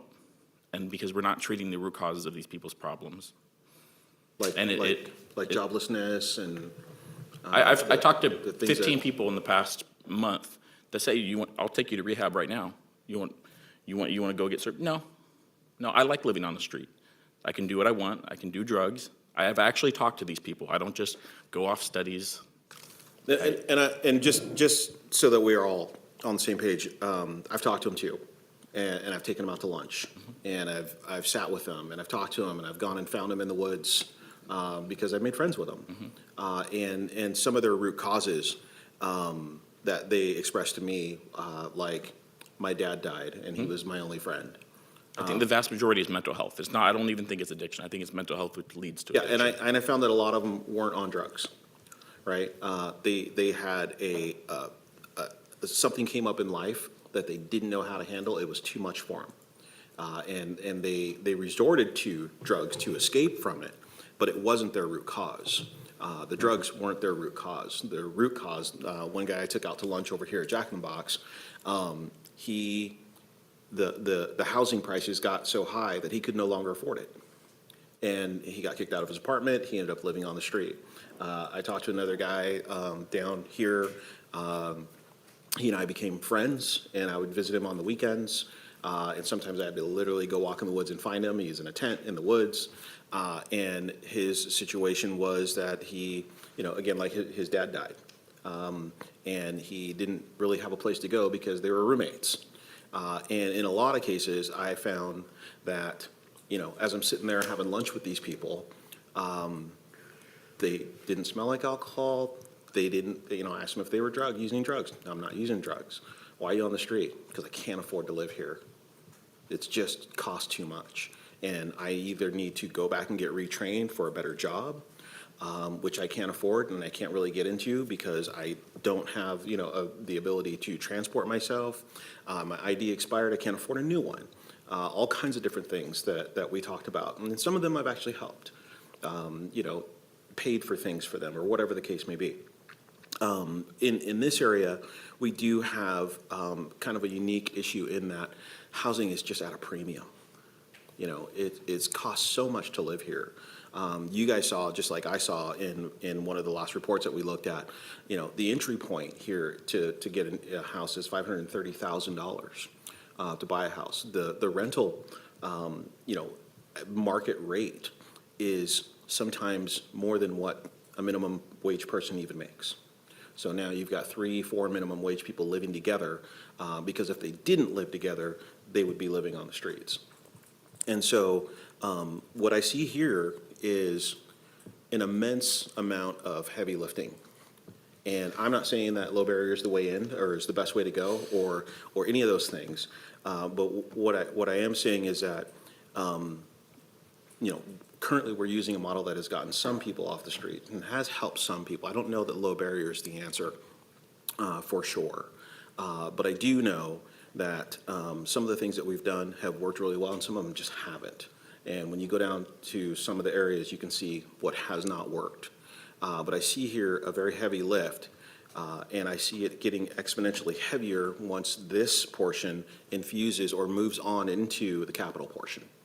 Because I see, we've talked about, 40,000 units are needed. However, building codes are getting a little more difficult and going to be costing developers even more money. We were fortunate enough to be able to hand off a parcel to be developed across from Camachin, but not every community has that. We were super fortunate. We were super fortunate with Maple Court and getting those right-of-way dollars when we got $37 million and we were supposed to get somewhere in the neighborhood of 18. So we were really fortunate there, and we've been fortunate all along. And so our problem that we are trying to manage is smaller than some of the other communities. But they have higher housing prices than we have as well. So it is really unfortunate, and it looks like this team is trying to do a good portion of the work, and it looks like there's a lot of work to be done for you guys. And once it does move to the capital portion, it's going to be even tougher. And so my question is will we be seeing you guys again for a follow-up on this? Yeah, we can certainly, so I would say one element of this is every year of this 5-year plan, there's an annual report that's required. So we can certainly provide that. Each year, we are required to report to Commerce on progress against this plan, and we can make that available. And happy to kind of entertain invitations to come back in the future. And honestly, I would love it if you two did get together for coffee and did have. I've tried to talk to a lot of people. Because it sounds like you have met somebody who obviously knows her stuff and could probably provide you a lot of information. And it seems to me also that you have met somebody who could potentially challenge a few of the things that you have to say, but also would love some understanding on how you guys have come to a lot of these conclusions. And that's, if I had one more thing to add, is that you did mention it's tough questions. You said, get ready. It's not scary at all. It's, the reason those questions are tough is because we all care so much about what happens to people. And I would much rather meet somebody in a space where we all care so deeply about the outcome. And maybe from point A to point B, based on how we see getting there is different, but you can't get anywhere without talking about it. Yeah, but I feel like there's 10 people shouting down ideas for every one person trying to bring new ideas. And that's my experience so far. And when I bring up new ideas, people are just like, yeah, next. I know, and it is really tough. And so I just want to say thank you so much for the space to come and talk about it. It's obvious my world every day, so I could talk 5-year plan forever, but just having your space and your interest and the care and just sort of the investment in really caring about what happens to people. I'll meet anybody in that conversation, and I really, really appreciate the space to talk about it. Very well. When's the public hearing scheduled? Is it this month? Next Tuesday, the So, 21st. so there is the official public hearing, then there's also going to be some conversations, presentation, opportunity to have more dialogue on this at the Regional Housing Council, and then going up through the Board of County Commissioners. So with the formulation of this plan, there's going to be some process still to have some of this conversation, which the adoption of the plan doesn't end the conversation or opportunity to continue to talk about how we best strategize around these issues. One thing I do want to mention, that there are some challenges with some of the legal frameworks we have to work within in terms of mandatory mental health or drug abuse treatment. You have to have somebody want to be able to take that, because even when somebody's in crisis mode, you have to have a licensed clinician be able to put a 10-day hold for evaluation, and then it goes to a judge to make sure that person is, being forced into treatment or not is proper. So there's some legal frameworks that we have to operate this system in as well that create some complications. And I think going back to some of Tom's comments too, and some of these models, is there's the theory and then there's the practice and the accountability, and then there's the funding level too, because if you look at the concept of low barrier, you're putting people into a space so you can have intensive case management, and you can require the case management, But that takes relationship building to get them to opt into the treatment programs. But if you don't have the funding to operate it properly, have the proper number of case managements, then that starts to erode, and now you have that problem. And so we gotta also, as a region, work together to advocate up, to say, look, we need to have some things change in order to make this work at the local level, because you can't just throw money and restrictions and not look at what's happening to local communities and trying to address these situations. So we gotta be able to talk about it and to also work together. So, Fortunately, we have people who deeply care about the homelessness issue here, which I really, really appreciate. I really appreciate the way that you care about this. I've seen you out in the public caring about this, so thank you. I've been out there too. I know that we have other members here who do their part and are on commissions and boards discussing this issue. We're fortunate to have you guys in the community enforcing and making this happen, doing the heavy lifting. So I think we're in a good spot. I think there is obviously a lot of more conversation to have, and we have a long way to go, especially as we try to infuse this into the capital portion of creating a whole lot of new housing in this community. So together, it looks like we're going to have a lot of work in front of us. So thank you guys for being here, and thank you for your presentation. Thank you. Thank you very much, everyone. All right. Moving on in our agenda, it looks like we have a Transportation Benefit District Annual Report, and our Transportation Engineer, Brian Petrin, and Audrey. Hi, Audrey. Get ready for some tough questions. I'm just kidding. I'm just-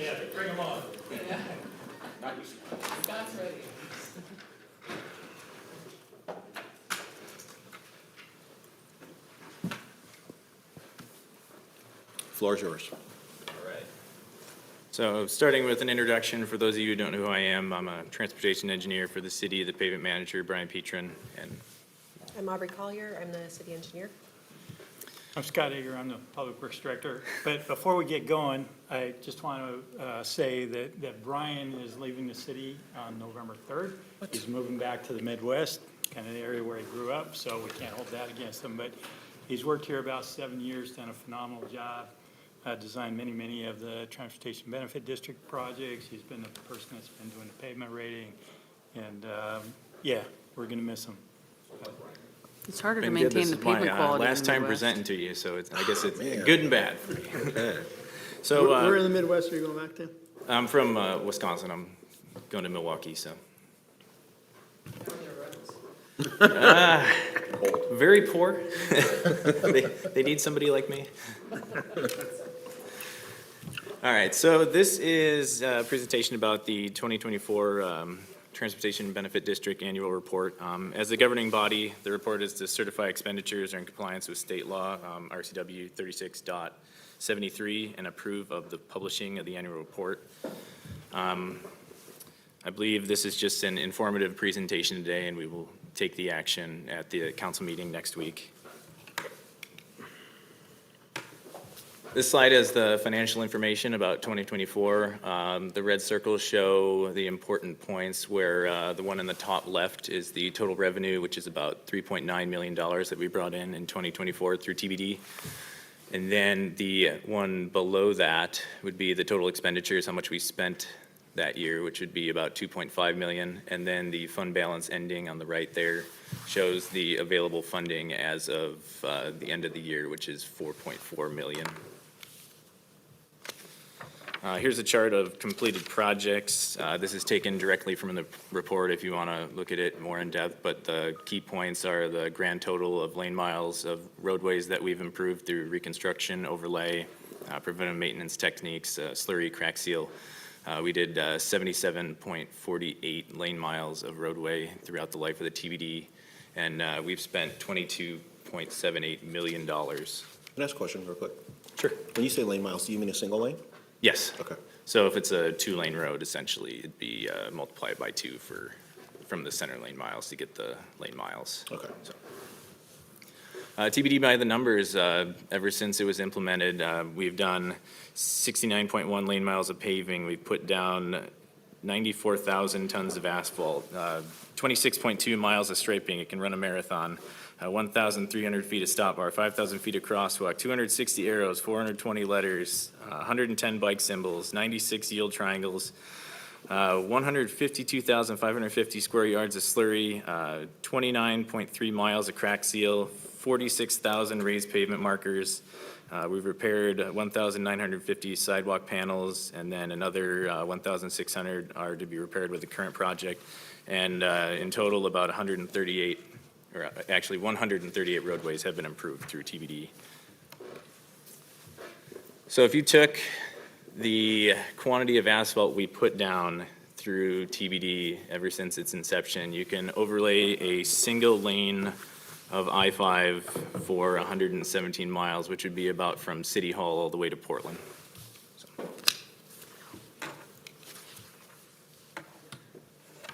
This shows just the widespread nature of TBD. We tried to touch areas in the north, south, everywhere, residential, collectors, arterial streets, everything. So on the left, there's the projects in the north classified by year. This is also taken directly from the report, so if you want to look at it more in depth, you can reference it there. And then on the right, in the south. So we use a program called Street Saver to run a 10-year financial model. And then it gives us we put in the scenarios on the right, but the chart on the left is the PCI score for the city. Generally, we've ranged from 82 to 84, which is in the 90th plus percentile of most places that use Street Saver, so we're It's really towards the good. top, yep. I was in Boston 2 months ago. Yeah, they're, what's theirs, is it in the 50s or? It was bad. Okay, yeah. And on the right, it shows the scenarios we run. The first one is an important one where it shows an unfunded budget scenario where if we put $0 towards our roads, in 10 years, the PCI would drop from the current of 84.4 down to 71. Scenario 2 mimics the amount that we bring in through TBD, which is roughly 3.5 million annually. And then if we spend that 3.5 million that we bring in over those 10 years, it drops from the 84 to an 83. And then if we want to maintain that 84.4 and keep that 1.4 point gap, we would need to spend $4.6 million a year, which is 1.1 more than the TBD brought in. And then the bottom one is just a budget needs study where it shows you whatever you put in and as your decision tree in Street Saver, it'll do those maintenance techniques the instant it needs it, which is completely impractical, but it just shows you an exorbitant amount of money that you need to spend to just do all those treatments on time, which is virtually impossible. I mean, when you look at these numbers, though, I'd have to guess that there's not many communities, certainly not in this area or anywhere in Washington, that actually from 2012 to now have actually increased their PCI. I mean, like that. I mean, the TBD clearly has worked. The public has gotten what they wanted out of the money they've given us for the TBD. Mm-hmm. And a big thing it does is maintain where, you know, if you tie it to a sales tax like we did and bring in a certain percentage, where it's like we know how far $1 million goes, how far $2 million goes, how far $3 million goes, and we kind of undershot the amount of money that was brought in, which we ended up getting a lot more than expected originally. So we started spending it on, if you look at it from a pavement management perspective, it's the right treatment at the right time. But if you use that, you ignore a lot of roads because true pavement management ignores roads in bad condition, or it'll tell you, the system will tell you, don't touch it, don't touch it, don't touch it. And since we had additional money, a lot of these roads in poor shape, obviously they become a safety hazard and become priority.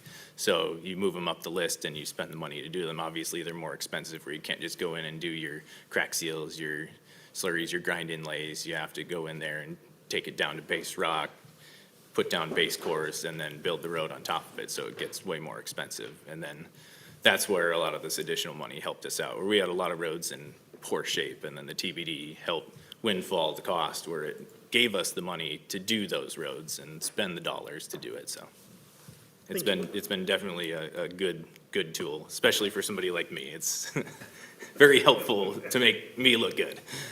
I just wanted to mention this is from 2023. So we do that State of the Streets report every other year. So he's currently working on the report for 2025, but he will likely be gone by the time we get to bring it to present it to you. Somebody else will hopefully present it to you guys. I'll put my spin on it. We got Zoom capabilities. Yeah, that's true. I can zoom in. Put me back on the payroll.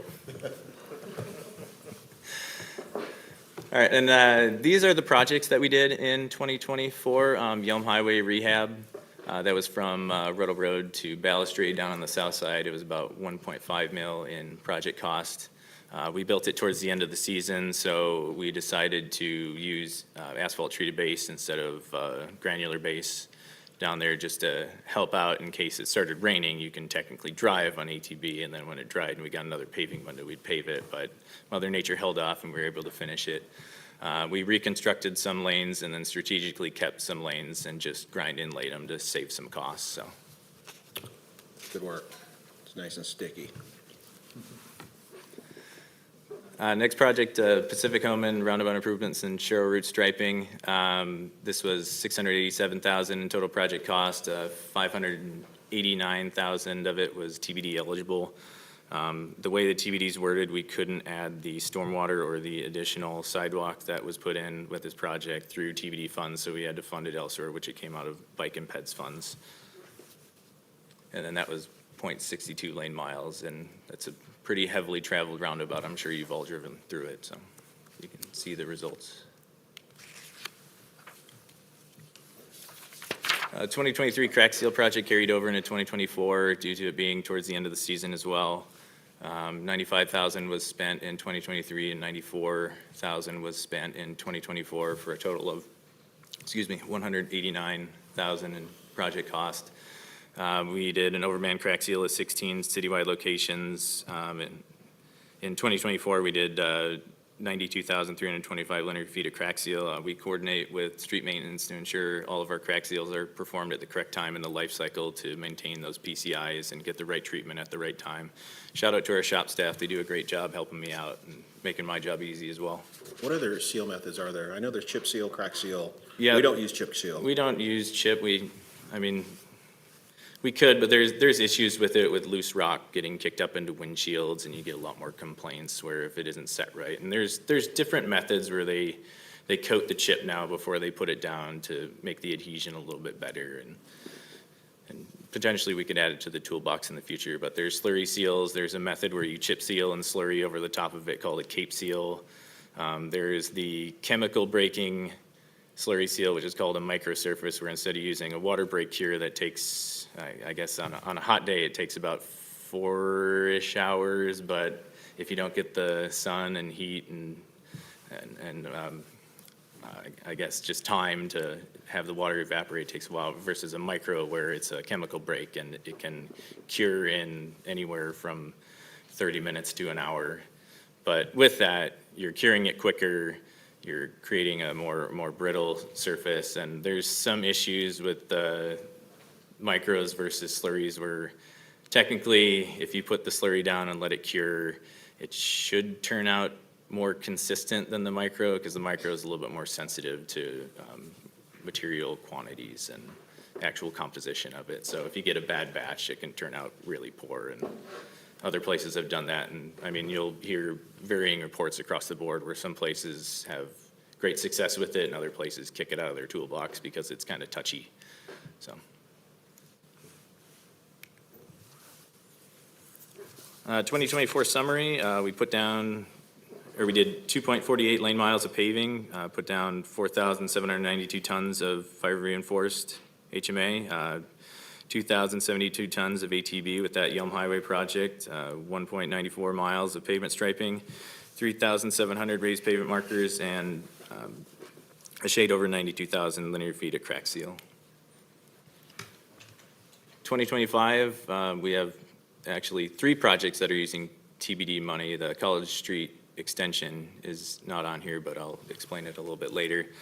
We have 8th Ave near Sleater Kinney, right by the donut shop. It was a pavement reconstruct, estimated cost of about $350,000. The 2025 sidewalk repair project, about $1.5 million estimated. That's a citywide sidewalk repair. We're repairing 45,000 square feet of sidewalk and driveway which accounts to be about 1,800 panels of sidewalk, putting in 10 new ADA compliant curb ramps, removing and replacing 250 new trees with new city-approved street trees. 42% of citywide sidewalk lifts of greater than 2 inches are going to be repaired with this project. 88 or more locations of sidewalk lifts between 1¼ inch to 2 inch will be repaired as well. I have a question. Sure. So the ADA compliant curb ramps, are those by request, or is that, how does that work? They were, in this case, generally being heaved by trees and damaging sidewalk in general, and they were just adjacent to it. So if I'm replacing the sidewalk, I'm replacing the ramp as well because it doesn't meet ADA. And with the ADA compliant ramps, the new ones, it has to reach a certain slope, or be less than a certain slope. And then it has to have that detectable warning field on there too. The yellow square? Yep, with yellow, the- yep, Okay. with the If we- truncated domes. And we do work in vicinity of those ramps, we have to update them to current ADA standards. Mm-hmm. So, it's a compliance issue. Okay. The 8th Ave rehab project, Hey, guys, if I would, Oh. if I may. Hey, go ahead, Mike. Hey, thanks, Deputy Mayor. Hey, presentations like this, I believe, are what gets community buy-in for the TBD, that we needed more with the MPD, if you will, because people get to see what your money pays for, how the sausage is made, if you will. So, you know, as we go through the rest of this presentation, I think we should look through it in that sort of lens. What you're paying for and what you're getting. And I think if we did a better job at that, on selling the MPD, on improving our parks and taking care of our parks, I think would have been more successful. But having said that, I think that's why the MPD or the TBD was successful. So I just wanted to have people look it through that lens and pay attention to the rest of the presentation with that idea in mind.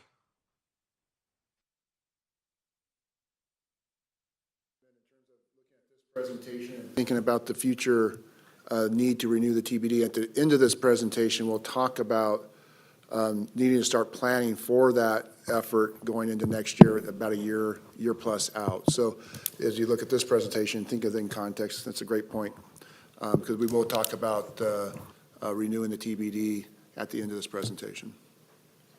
Well, and not just that, but you can see the health and well-being of our streets and our sidewalks and our infrastructure, you know, after years of this being in place.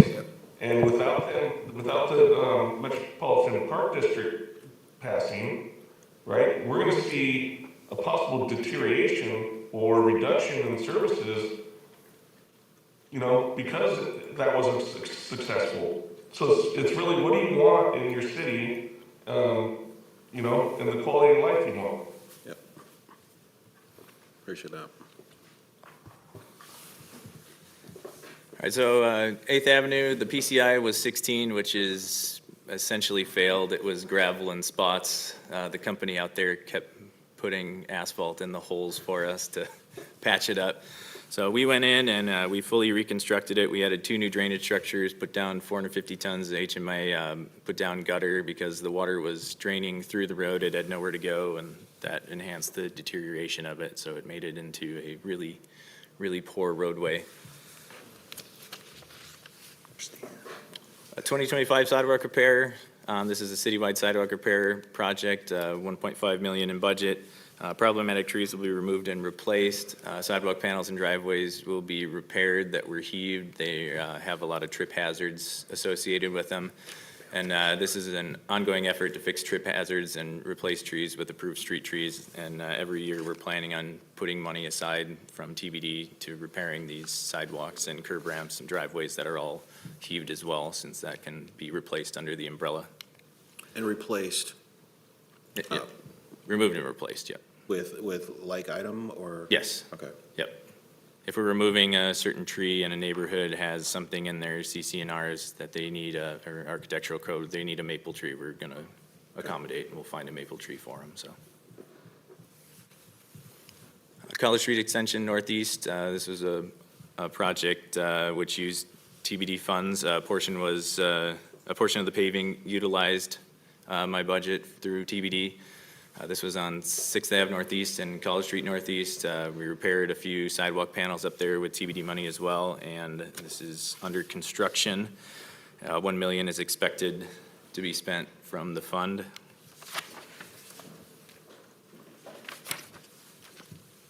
In 2026, we have 2 budgeted projects currently. Willamette Drive from Hogum to Commerce, PCI 66, starting to exhibit some areas of base failure, extensive cracking, some higher level of distresses. It's a good time to get in there and rebuild it. It was built with only 3.5 or 4 inches of paving when it was built, which it governs more of a 6 to 8 inch section, so we're gonna go in there and rebuild it, especially with all those industries up there now and those big trucks beating on it. It's gonna fall apart quicker, so be a good time to get in there and start piecing it up and getting it up to a standard where it'll hold up to the traffic.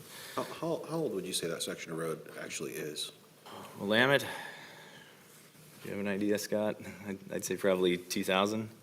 Yeah, I mean, I started in 2007, it was here, Rick could probably say. About, 20 years, maybe? it was built somewhere around, I want to say somewhere around 95 through 97. Yeah, a little earlier than That I was section. expecting, yeah.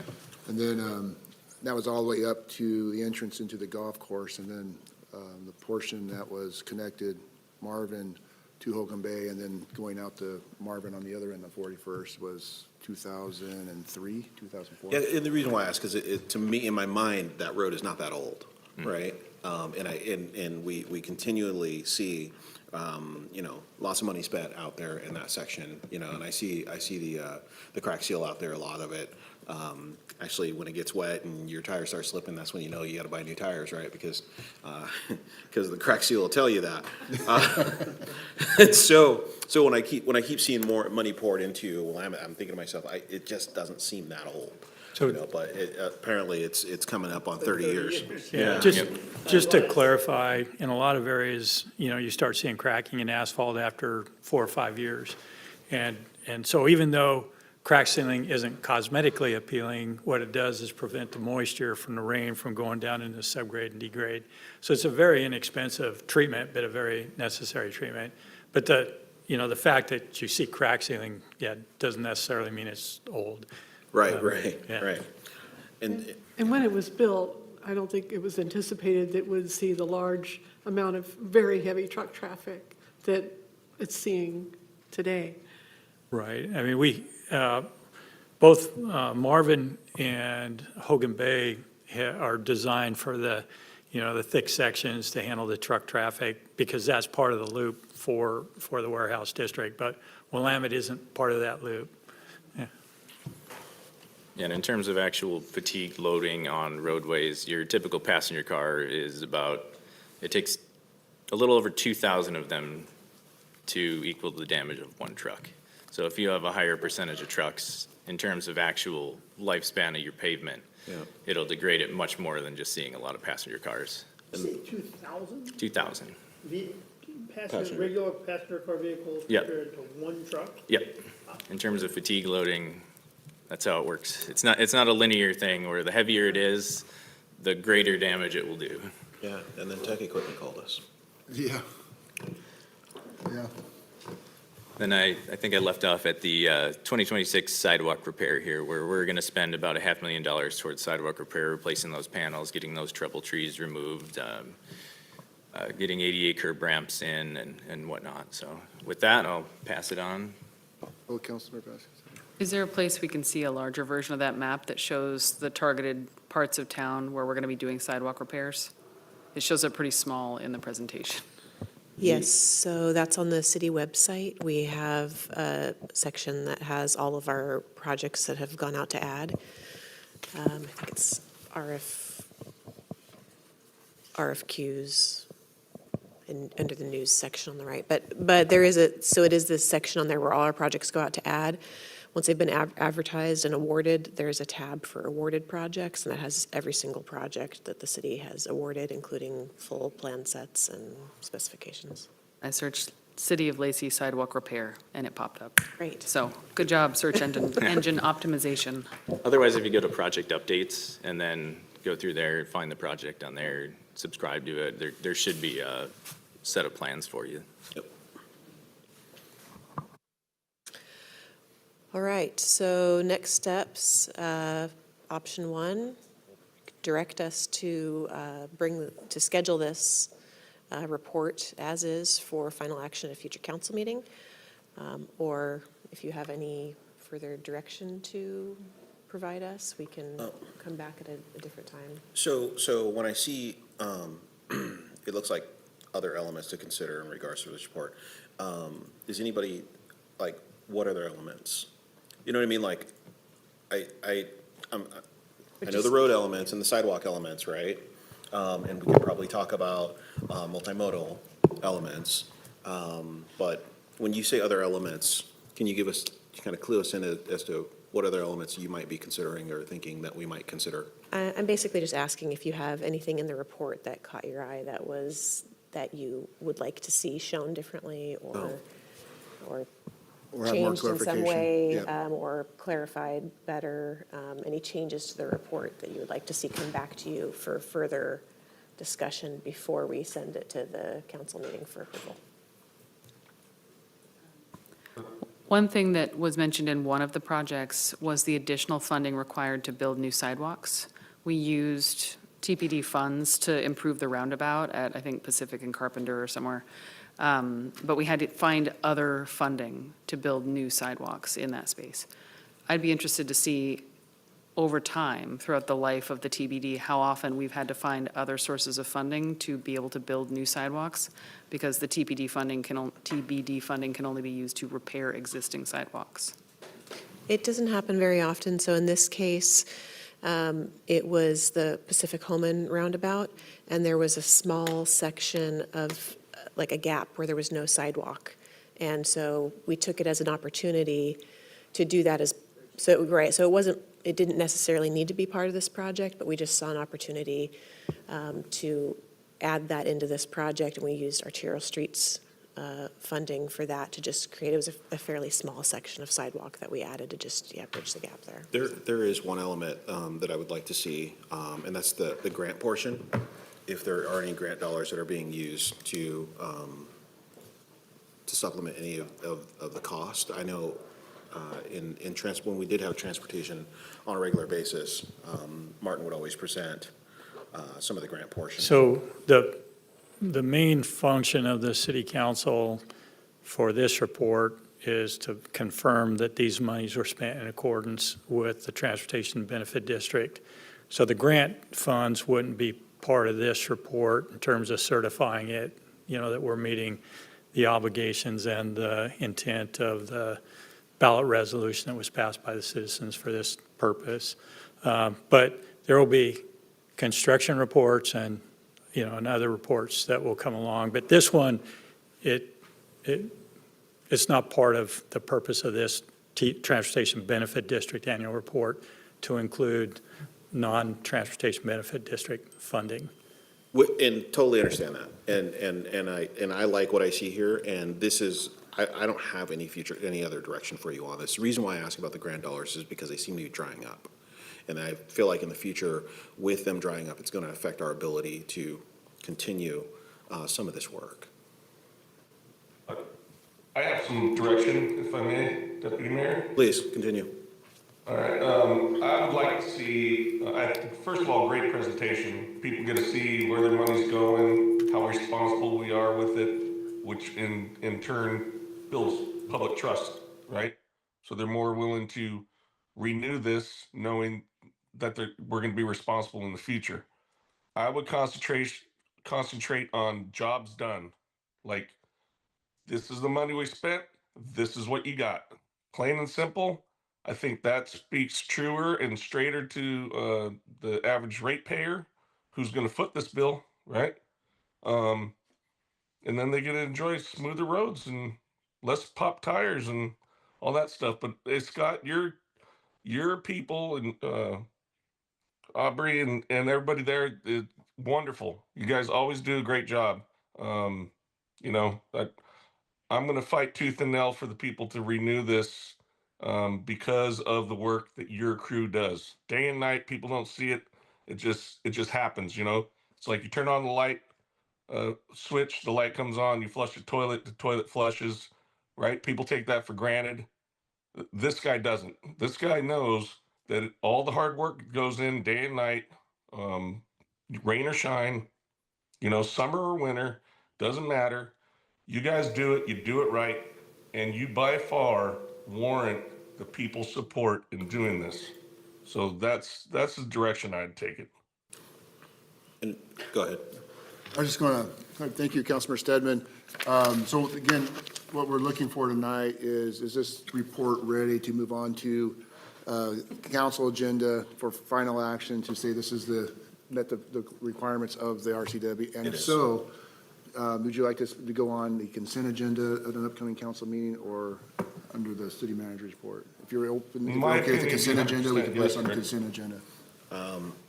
I Yes? think we need to direct staff to complete this report as is, and I don't see any problem with it being on the consent agenda for the next council meeting. Now that the request is clear, we're all really supportive. Thank you. I do have just Thank you. one quick question, though. I noticed on the slide where you talked about Pacific Home and the roundabout improvements there, that the Bike and Peds Fund was used for stormwater. And I was just a little curious why that source was used for that purpose. Because it seems like stormwater would have its own When we funding. put in the sidewalk, we had to put in curb and gutter. And since it wasn't incidental to the road, because the roadway didn't go over there, it was draining into the dirt essentially. Right. Since it was part of putting in that sidewalk, and since it was new, we couldn't utilize TBD money for it. We had to find another avenue to fund it. Okay. Thank And you. then, and since it's a sidewalk project, that's what the reference to the ped bike is to fund the stormwater Right. improvement. Okay. Thank you. Now it then- makes sense. And then one other point to Deputy Mayor Miller's question or comment about the grant dollars and other projects. We are scheduled to have a public work construction update at your next work session on October 28th, and we can make sure we include some of that information. Okay.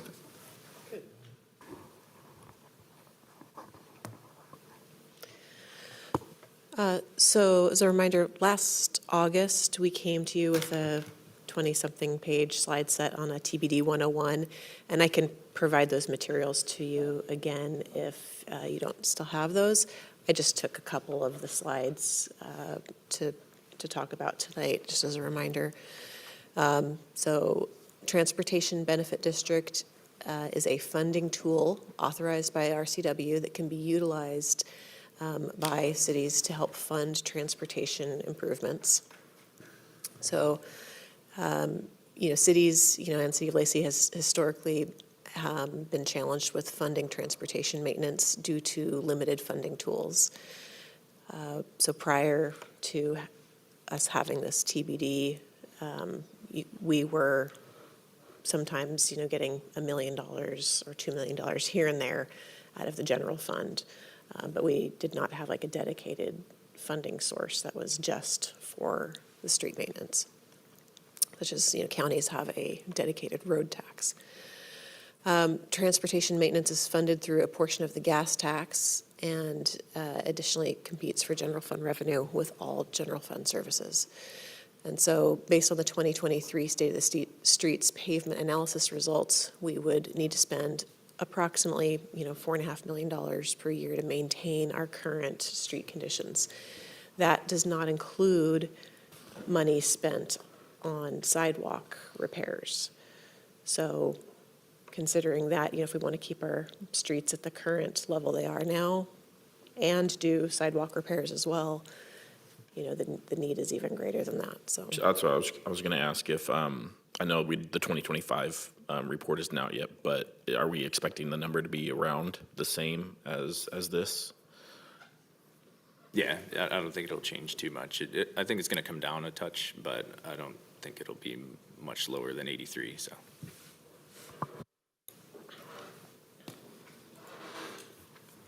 So TBD funding, in 2017, the ceiling for sales tax and use tax for TBD was 0.2%. So that's what was approved by vote in 2017. It required voter approval. Upon voter approval, the tax increase was authorized for 10 years. So we are approaching that 10-year mark. Effective July 1st, 2022, the ceiling for sales tax and use tax for TBD was increased to 0.3%. The governing board was given the authority to impose a 0.1% tax. Council-matic increase may not exceed 10 years, but may be renewed by the governing board. So TBD timeline, so the TBD was originally formed in 2016, and at that time, that's when it was determined also whether or not we were going to go for a sales tax versus a vehicle tab fee. Sales tax was selected because it was shown to have a lesser impact on each individual household, and also created a higher revenue for the fund. Deputy Mayor, if I may, I'm sorry for interrupting your presentation, but I think this is very important because, Go ahead. you know, when we did go out and ask the ratepayers to fund this, they specifically said, oh, this tax will never end. And we specifically said, oh, no, there's a sunset clause here, and here it is, right? So talk about transparency and being responsible again with not our money, the people's money, right? This is very important. They did not want it to go on into perpetuity without us proving that we're spending it responsibly. And I think we're doing that exactly right here. Exactly their, you know, their concern, their biggest concern was it never ending. Here it is. Now we can revisit it, see if we did right by the people, which I believe we did. Then again, you know, further concreting their support and confidence in us doing the right thing with their money. That's a good point, and I'm wondering, as I look at this and listen to your presentation, and I know that we're at 20 basis points on this, it looks like 30 basis points would get us to about 5.25, 5.25 million. If the 2% is getting us to 3.5, does that sound right?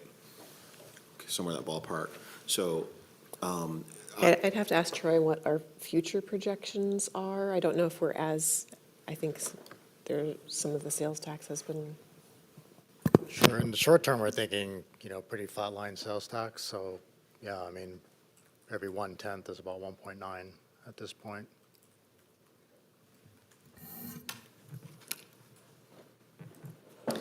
so if we continued on at 2/10, bringing us to like 3.8, and then, of course, obviously to, a little over 5 million. Are you guys proposing some kind of a recommendation? Well, not necessarily a recommendation tonight. We'll have further conversations about this as we go forward, but we just want to get this in front of council to know that the work that we're going to need to do in preparation for the ballot measure and renewing the TBD is we're going to have these conversations about what do we want to go out for, what's the scope of it, and then timing in terms of ballot dates. Yep. So we'll have future work sessions, especially starting in the first course. You have plenty of time to prepare and provide communication to the public about the upcoming decision and all the information around it. Yeah, and I tend to jump right into right to the meat and potatoes. And I didn't Let's turn just my get mic right to either, it. And I know that there's other additional conversations that have to happen around this, and I appreciate you guys bringing this information. But my mind goes straight to the numbers and starts calculating. What if this then that? Right now we're at 20 basis points.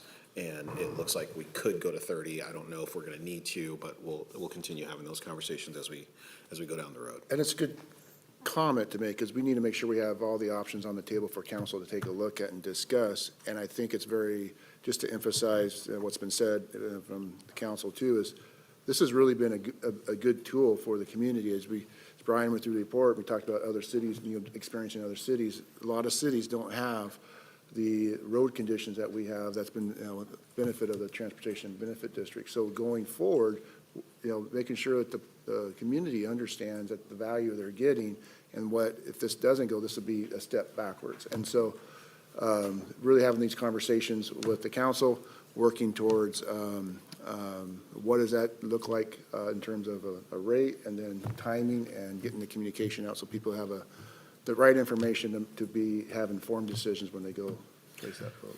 Yeah. And as we look at this, it's, one of the things that crosses my mind is,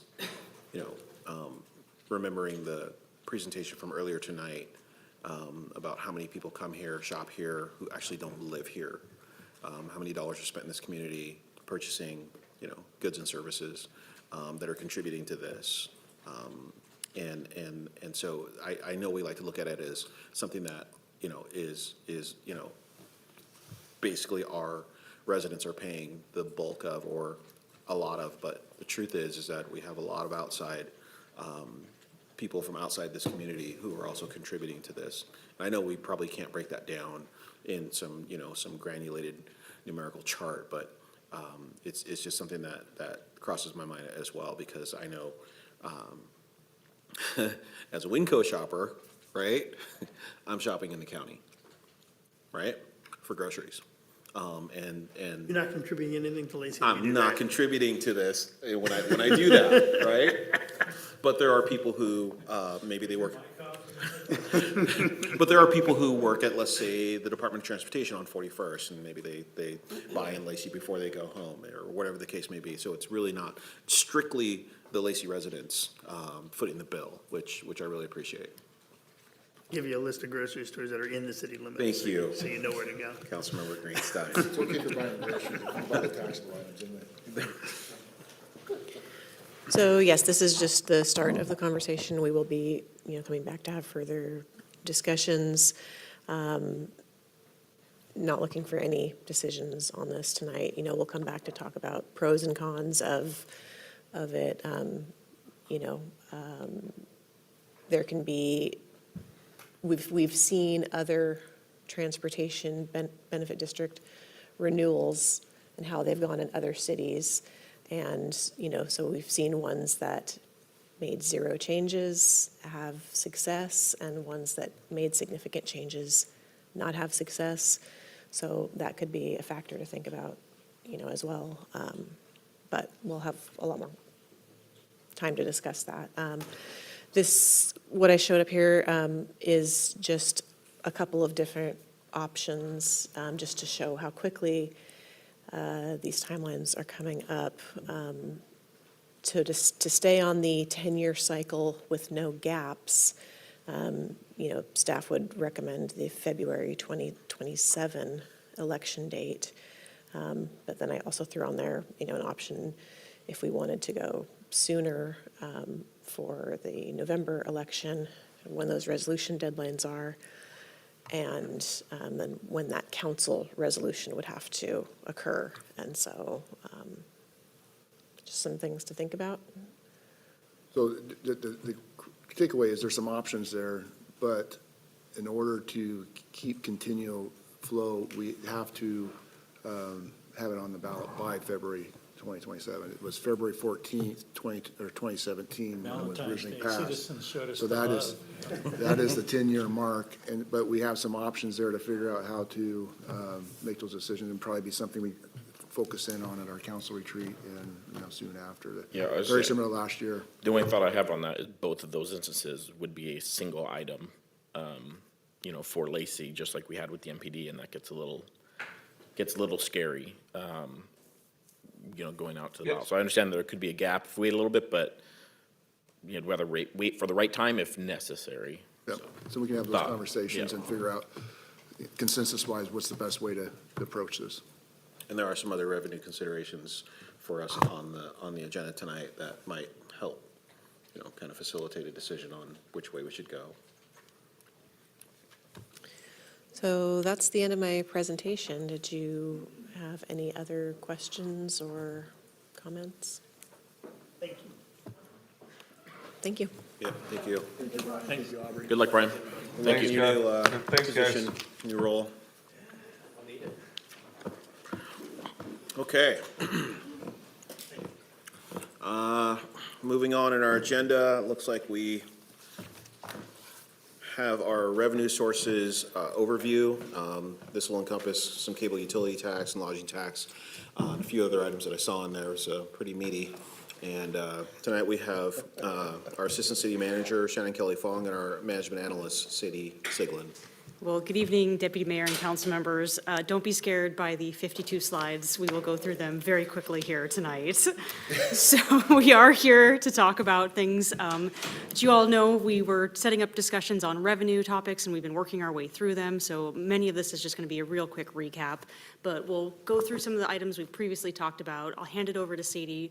Sadie will do a kind of 101 on what lodging tax is and what our process is here at the city, and then we'll jump into a revenue discussion and then wrap it up with next steps. I know you all have seen this slide before. We're here tonight to provide informational only and see if there's any direction from the city council. There's not any specific recommendations, and this is here just to serve as a technical resource and to have a conversation and discussion, and would come back to the council with further discussion if council so wishes. This is all part of, a longer study on this and also part of the budget process. You all have seen the pre-budget workshop, and then next week you'll be jumping into the city manager budget presentation. We've talked before about, as part of that budget process, doing the line-by-line analysis where we took a look at historical trends and uses and were able to identify about $1 million in savings for the budget in 2026. We had a meeting to start off this revenue overview back in August where we talked about technology fees, and we're getting some more information. We'll be back in front of council shortly on it. We also talked about body-worn cameras, and you all have taken action on that, and we'll have, as we've noted, anticipated increase about $1,500 moving forward annually with the new fee. We talked about franchise fees. We're continuing to do some research on that. We'll be back in front of the council. And then we also talked about gambling tax, and we are engaging and doing additional research, and we'll come back before this board here shortly. We had our second conversation on potential revenue sources in September, where we talked about utility taxes, and the council wanted us to do some more research on a review of low-income relief programs, and so we have that also planned for a future council meeting. And then also there was a question about cable utility tax and franchise fees of peer jurisdictions, and so we've done that research, and we did want to bring it back to the council for consideration. And then we also talked about B&O taxes, and we're continuing to do some additional diligence on this, really taking a look at possible impacts and thresholds, and then also equity across the different categories, including wholesale and manufacturing, and doing more research on what that could look like. So I know you're very familiar with these comparison matrix. I'm not going to go into great detail, but what I did put together for the presentation tonight is one specifically on utility taxes for cable utility tax. And what you can see, and we reviewed this information last time, is that a projected revenue for a potential cable utility tax could be anywhere from $60,000 to around $1 million, $60,000 to around $1 million. And this is based off of estimates that we have from our franchise fee. So we have a percentage of a franchise fee. It provides us with revenues, and so we were able to use that number to determine what a potential utility tax fee could be. As part of our diligence on utility taxes, we did take a look at our peer organizations. And so this table should look very familiar. We took a look at everything ranging from around $30,000 to $100,000 and where they were with their utility taxes. And this one's showing specifically garbage, water, sewer, stormwater, and cable. And one of the questions that came up when we reviewed this last time with council was, what does it look like for our peer jurisdictions when you consider, do they also have a franchise fee in addition to a cable utility tax? And so we've done that research, and what you can see on the the right two columns, the one inwards is the cable utility tax. Lacey is the only city here on this list that does not have a cable utility tax. The average is around 5.8%. When you look at cable franchise fees, which is the furthest right column, you can see that all of the jurisdictions have a 5% franchise fee in addition to having those cable utility taxes. And so I'll pause there for a second. I know this was information that the council was looking for, and see if there's any additional conversation or direction that the council wanted to provide specifically on cable utility tax. Just a question. So the 5% franchise fee, what does that generate, and what's the revenue from that? Yeah, absolutely. If we go back, we can get the ballpark here. So 5%, it's around $600,000. That's for the franchise fees, we're getting roughly $600,000 on that now, okay. Correct. And then the cable TV fee that, it looks like everybody's roughly at 6%. Does that affect the end user or the service provider? So the cost goes to the service provider, and then the service provider passes that on to the end user.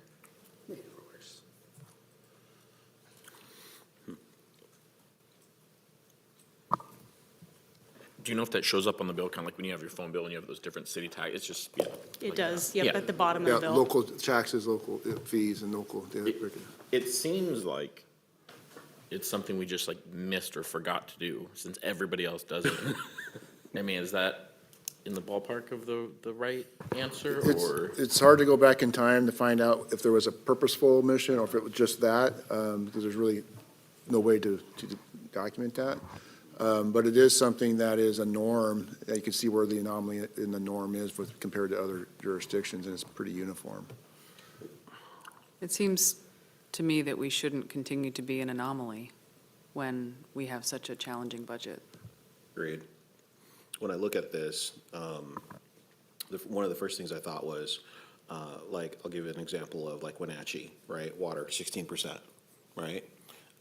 Is it because they don't have as many wells, or maybe their water's a little tougher to get to? I try to think of the different reasons why, they would be at 16%, or Yakima at 20%, and Walla Walla at 13.8%. And I really couldn't come up with, with anything that I could stand on. But and then you see Redmond at 1%, right?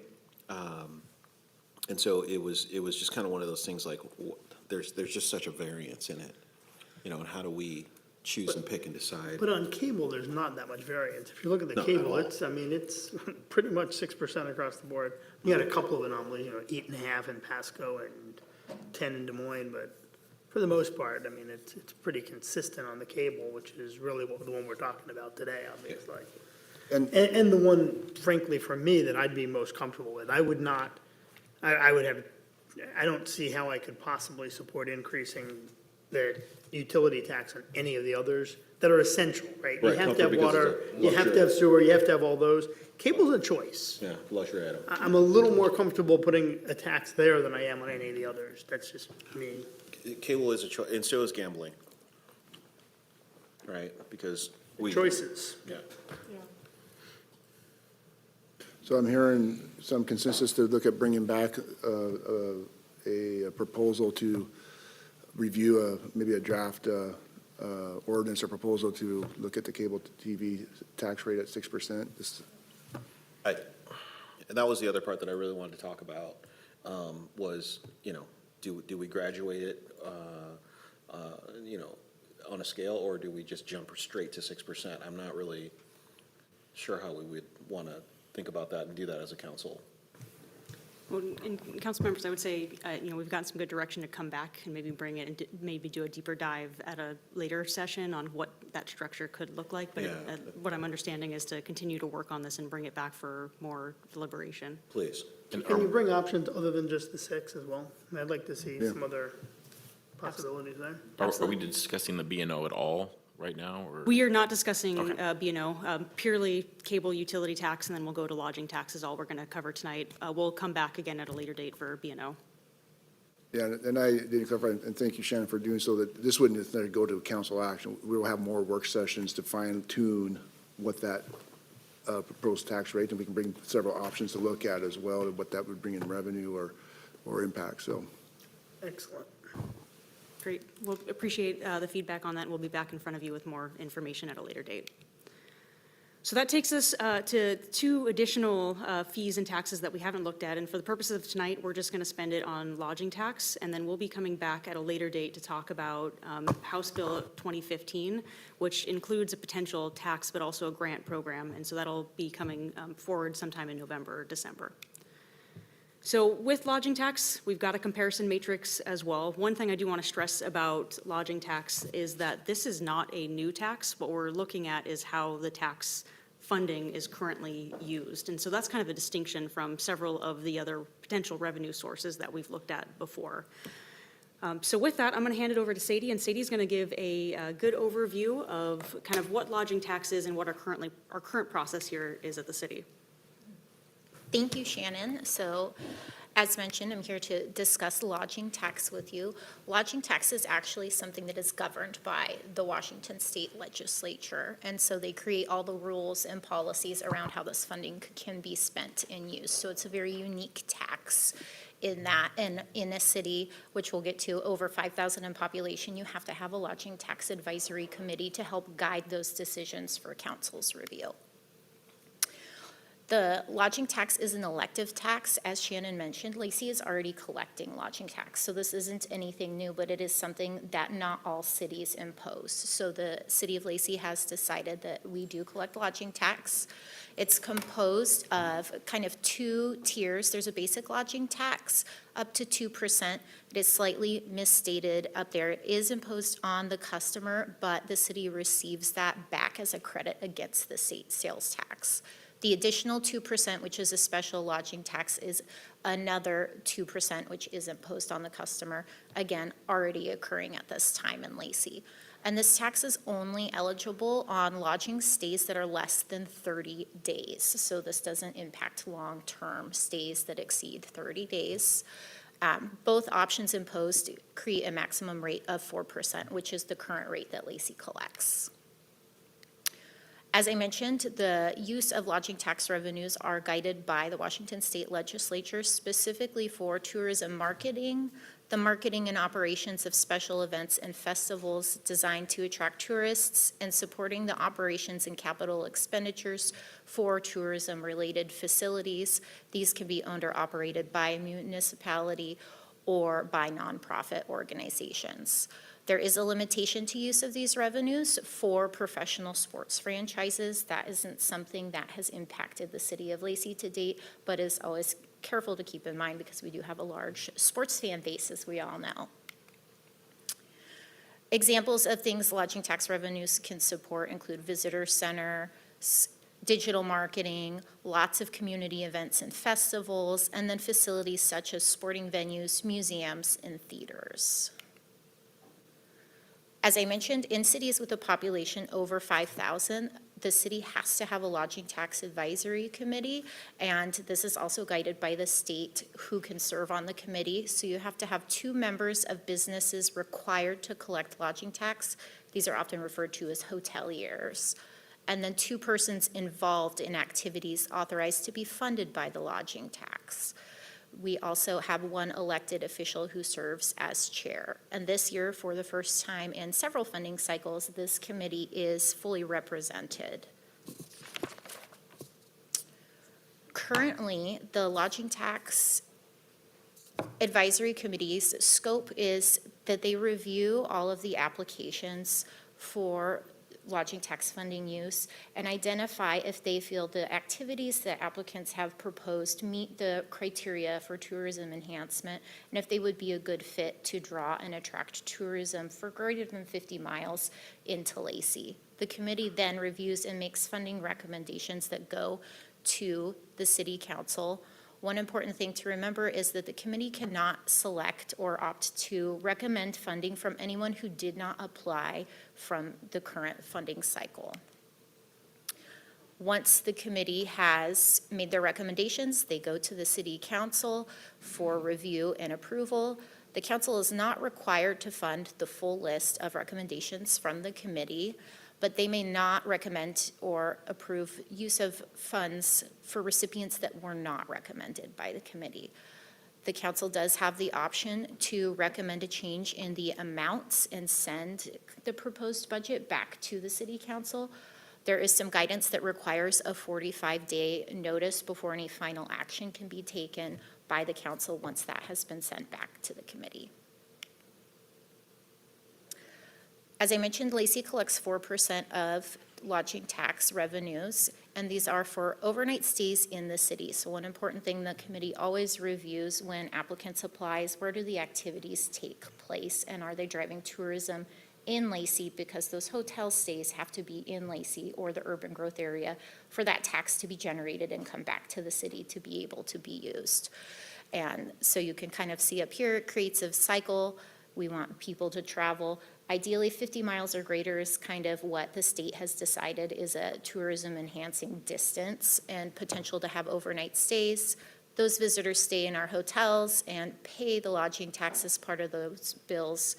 We get the funding back from the state, and then the Lodging Tax Advisory Committee and the council provide direction and make funding decisions to host activities that bring more people back in. For the past few years, there have been a few enhancements to the lodging tax funding process. Many changes to the applications. We've transitioned those applications to be online for end users to have an easier time and more access to prepare. We have implemented the use of a scoring rubric to help the committee guide funding decisions. Another achievement that the Lodging Tax Advisory Committee has had is some regional collaborations.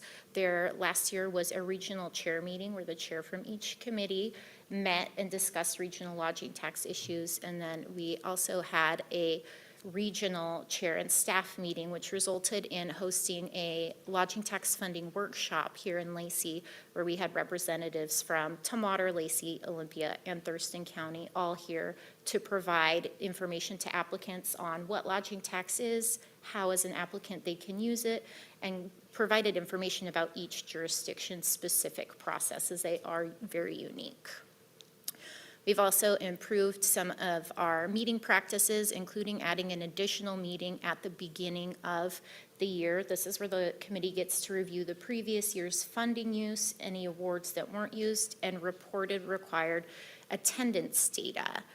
We've also expanded some resources for our applicants to be able to communicate with the city better and provide those required reporting digitally. Up here, we have a brief overview of the application cycle. The committee is right now in the middle of their application review and selection process. So the application period typically occurs between July and August, with the committee meeting in their peak season in September to review applications and have any supplemental interviews as needed, and then provide funding recommendations.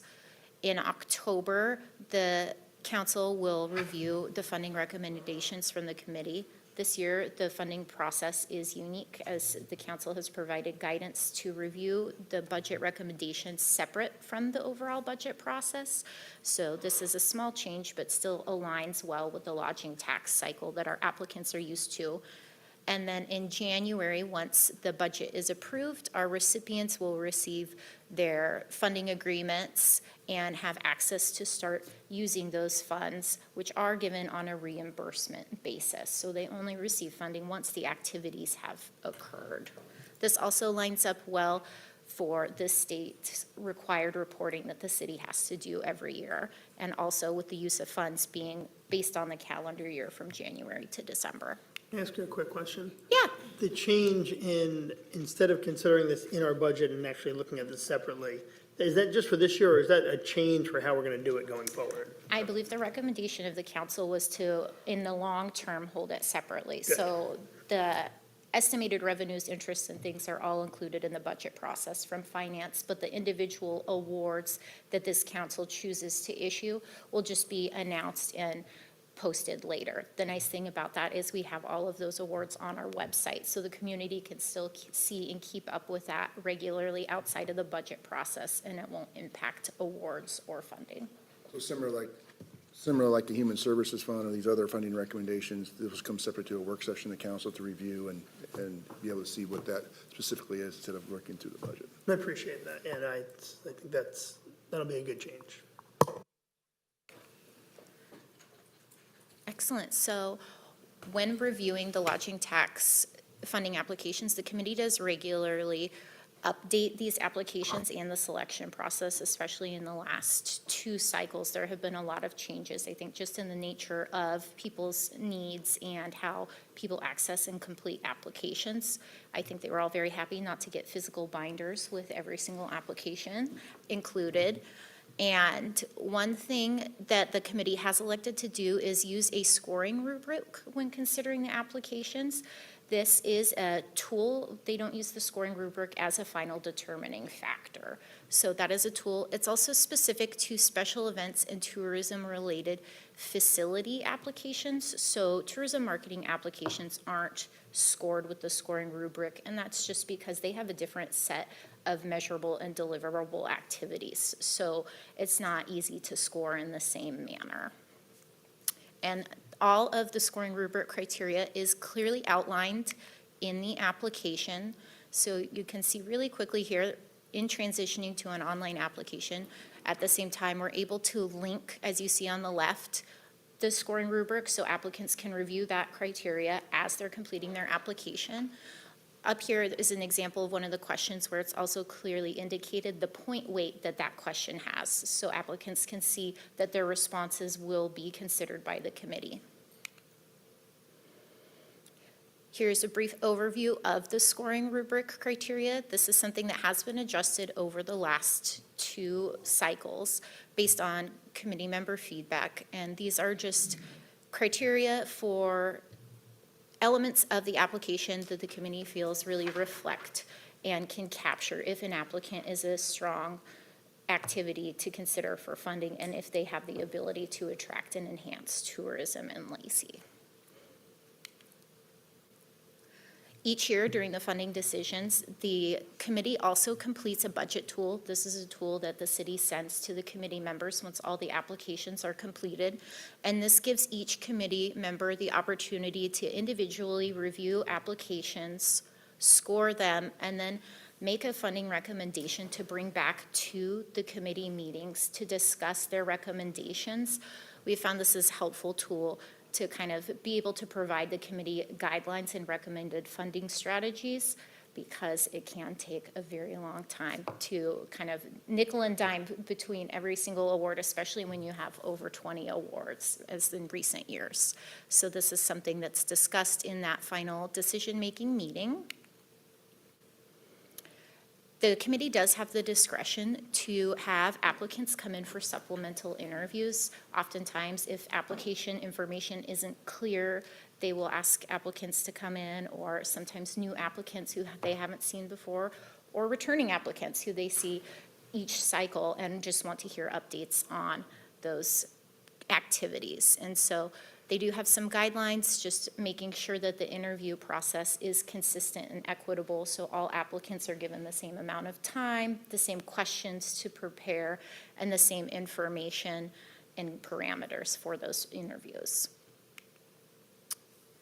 This year, the committee also implemented some new framework. These are recommendations that they have elected to implement. They are not final rules or policies, but one of those was setting an award minimum of no less than $5,000, and this recommendation came from applicant feedback, recognizing that small awards such as $2,000 created some barriers for our applicants. Another framework that the committee has decided to consider when funding this year is the threshold for a $25,000 limitation on tourism-related facilities located outside of Lacey. And this was driven by committee member feedback on making sure that they wanted to fund activities and facilities in Lacey to bring the biggest impact. These are items that are subject to change, and if the council gives different direction on funding strategies, will be adjusted. We also had some new administrative framework based on applicant feedback. The committee elected to allow recipients to use up to 40% of their award prior to activities occurring, and this is just for marketing expenses. As I mentioned, the lodging tax funds are issued to the recipients on a reimbursement basis only, but what we have found is there are challenges in activities affording to be able to purchase marketing resources or networking to market the activities before they occur. So the committee elected to allow partial use of their awards specific to that. Additionally, this year, the committee decided to pilot doing up to $5,000 or $40,000 max for administrative expenses, which would go directly to the city of Lacey. This does not include interest earnings or reserves, and this was just an option to help offset some of the staff and administrative costs of the lodging tax program. Additionally, consistent with all of our other advisory boards, the committee reviewed a policy and process for appropriate recusals for conflict of interest. As I mentioned, 2 of the committee members have to be representatives of activities, so there are instances where an applicant will have a representative on the committee. So we wanted to make sure that that was a fair and equitable process as well. Up here, you can see the current anticipated funding cycle timeline. This is again for selection for the 2026 awards. As I mentioned, this has been slightly offset by our adjusted budget approval process, and this year we did have a unique one-time application extension to allow for more applicants to apply. We are here tonight reviewing lodging tax as a revenue strategy, and the committee is scheduled to meet this Thursday to discuss and make any final funding recommendations for the council's review unless other direction is given. And then in January, all of our recipients will be awarded of their funding. A really quick history of lodging tax funding issued. The top lighter green is city-issued awards, and the bottom darker green are community-based awards. So the city of Lacey does also put in applications for things like the Lacey Museum and the RAC. So there's a distinction there. And what you can see over time is there has been a pretty significant increase in the number of awards we have issued. And I think that is just, yes, Councilmember Vasquez. Why is this slide backwards? Because I was. Trying to keep me awake? Yes, I was trying to test you. I knew we were going to be at the end of the night. 2025 is on the left and 2021 is I on the know, right. and I'm an adamant reader, so you think I would know better too, the whole left to right. But it is backwards. We have seen it. Also, you passed. Yes, yes, thank you. Thank you. We have seen an increase in awards. I think the big spike in awards in this last cycle was, one, in part, we had that regional workshop. That was a new thing that we did collaboratively and reached a lot more applicants than we have historically just by putting that information out there for them. I also think that the community appetite for community events has increased. So as people become more aware of this and of this resource, we will likely increase the number of awards. What was the big difference in '23? I mean, just obviously there's a big spike. That was the capital dollars that went to the renovation of the Washington Center. Oh, okay. They came out of reserves, I believe. Maybe wouldn't have been so noticeable if the years were in the right order, so I'll work on that. I remember. I voted against it. I remember. And then just a quick overview of the 2024 participant outcomes. The reason we have 2024 is because the 2025 funding cycle is still underway, so we don't have reported data for that. It is notable, this data only reflects reported attendance for special events and tourism-related facilities. And that is because, again, the nature of marketing accounts for anticipated participation from events and tourism facilities that are marketed. So there's a potential overlap in data, and marketing is not included in this. Also notable, this information is as reported by the recipient. So part of the state requirement is all the recipients have to, during the application, provide estimates, which you'll see up there in the dark green, of how many participants and how many paid overnight stays will come from lodging tax.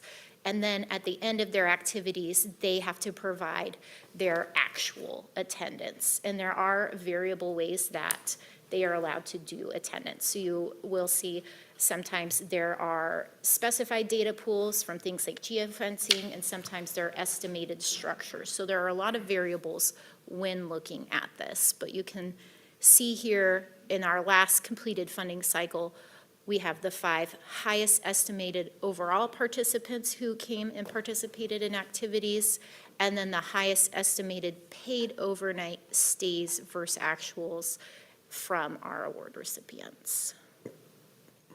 Any questions? Just one, on the hotel stays, the overnight stays, those are only Lacey hotels, correct? That actually is not distinguished. And so what we have found, and that's a question the committee often asks, and a lot of the data that the activity hosts have access to doesn't distinguish where they stayed. Oftentimes, this information comes from either geofencing, which doesn't prove where they stay, or they do estimated structures or surveys, and they may ask people, oh, did you stay in a hotel? But they don't always volunteer what hotel they stayed in. So there is no consistent way to get that information. It's one of the things, it's one of the things that we consistently ask them.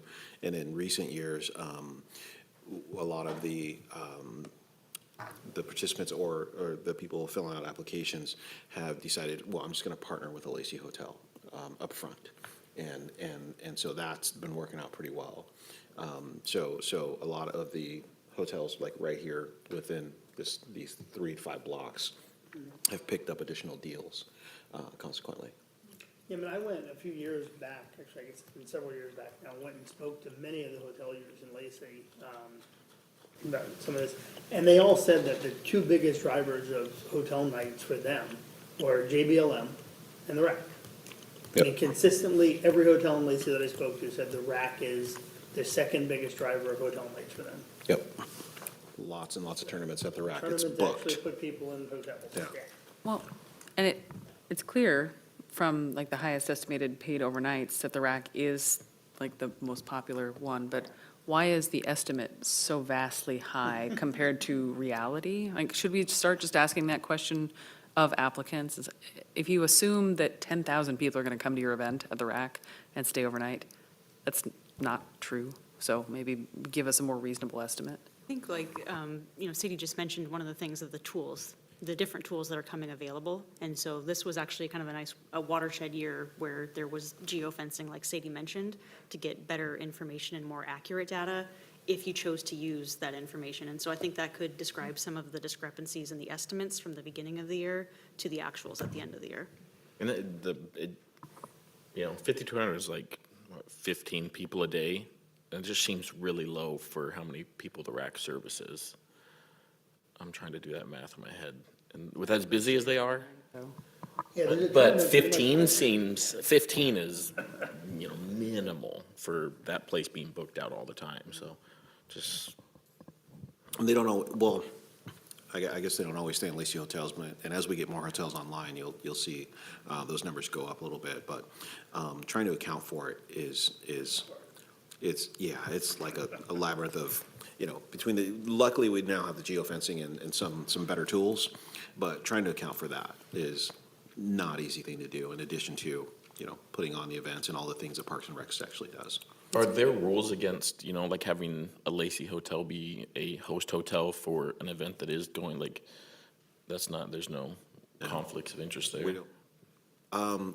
We have hotels that would love to host, right? And so, for example, Olympia's Funk Fest, right? So now we have a Lacey hotel host for that event. And one of the questions in the application is about business and community collaboration. That's also the highest weighted question that is scored, and there is specific asks of the applicant to include if you have attempted to or are partnering with a hotel. And so it is encouraged, obviously to enhance tourism that happens.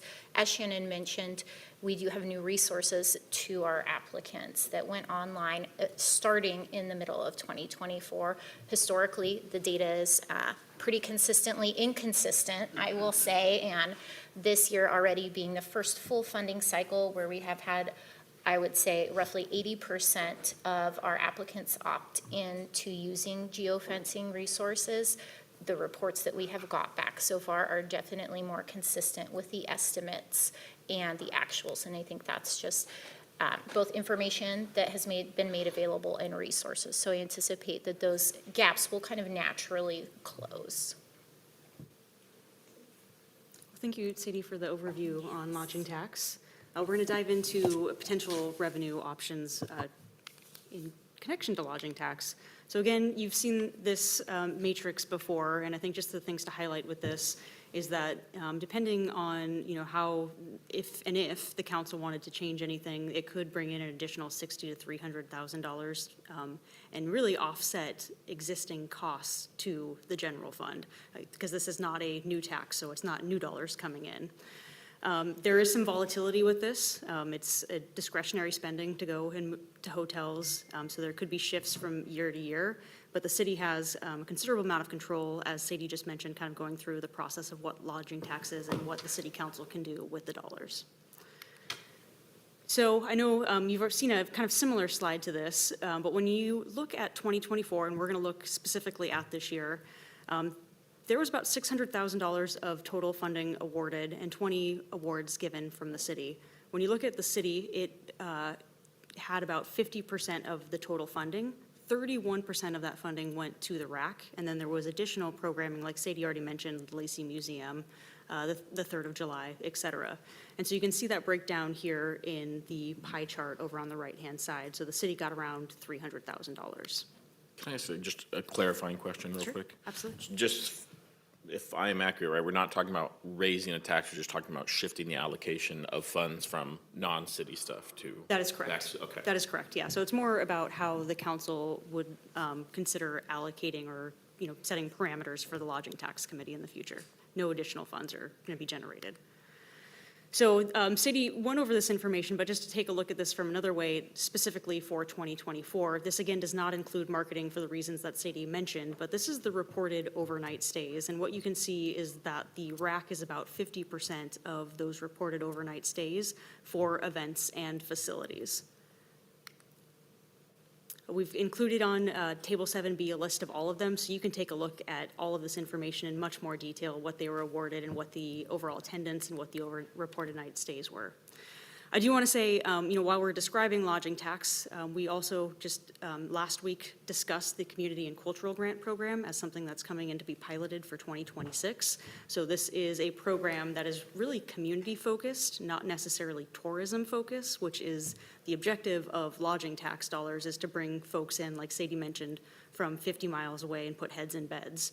And so this is a program that will be available to community members should the council move forward with it, and could have fewer potential barriers to access and use for some of the more community-focused events moving forward. So with lodging tax, for potential revenues, again, these aren't new revenues, but we're going to start here with 50% being what the city was allocated. So I'm going to run through kind of an exercise of what this could look like. And so what you see is that $300,000. That is what the city receives in totality. But just as a reminder, that includes the RAC, and it also includes all of those other events. You can see the RAC gets about 31% and 19% for other city uses. If the city council were to determine that more dollars should go to city facilities like the RAC, and this is an example of 80% going to the RAC, and not providing any other city events and facilities with funding, that would mean that a total of $480,000 of lodging tax would go to the RAC specifically. So this would be an increase of $180,000 of lodging tax going to the city. So going from that $300,000 to $480,000. But recognizing that the RAC did not get all of those dollars, so that would mean that the RAC is getting more dollars than what it had been because other city events and facilities had been getting funding. So in totality, the RAC would increase in lodging tax a total of $300,000. So going from that $180,000 to $480,000. Other city lodging tax would decrease, going from $120 to $0, which means that the general fund would need to take on those other programming. So for example, the 3rd of July or the cultural event, more general fund dollars would be going to those events. But when you take a look at kind of the net impact on the general fund, that would mean that there would be a decrease of expenditures of around $180,000 in totality from the general fund if 80% of the funding was to go to the RAC. So that's just an example, and that's kind of where the council could elect to distribute dollars differently or provide direction to lodging tax to consider these. So as part of this, like we did with all the rest of them, we looked at our peers, in addition to taking a look at what was going on in 2024. And one of the things, Sadie already mentioned, is that we have a high number of awardees. So if you look at 2024, we had 20 awardees, and when you look at our averages across our peer jurisdictions, we were up in the upper percentile. The average across them was 12 awardees, and I put an asterisk here just to denote that in 2025, we saw a significant increase in our awardees, up to 29. So that would take us to being the highest number of awardees for any of our peer jurisdictions. At the same time, we also have less dollars to go around than most of our peer jurisdictions. So you can see, again, we awarded around 600,000, and our average award was, for our peer jurisdictions, was about $711,000. We also took a look at award sizes for our comparable cities, and what you can see is that our award size was also smaller, just knowing that we have less dollars and more applicants that we're providing funding to. Finally, we took a look at a couple of examples of jurisdictions that use their lodging tax funding mostly for facilities. And so up here, you've got 4 cities. You have Bellevue, which you can see there's a combination of all of their lodging tax going to the Maidenbauer Center. You can see there's Kennewick, where about 75% of their dollars are going to the Toyota Center and Arena, and 25% is going to their Visitor Convention Bureau. With Linwood, you have a somewhat similar breakdown with about 80% going to the Linwood Public Facilities District and about 20% going to an annual marketing program. And then finally, the last example you have up here is the city of Tacoma, where 100% of the dollars go to their convention center. So there are other examples of jurisdictions using lodging tax specifically for facilities. And these are just a couple of examples of the facilities that I just mentioned. And one that was not on that table, but is included in the photos here, is also the Washington Center in Olympia that receives about 50% of their lodging tax allocation. So again, this is just an example, but to show how those dollars could be considered and reallocated by the City Council. And so with that, I'll take a pause and see if there are any questions or feedback, additional information that the council would like to see and discuss.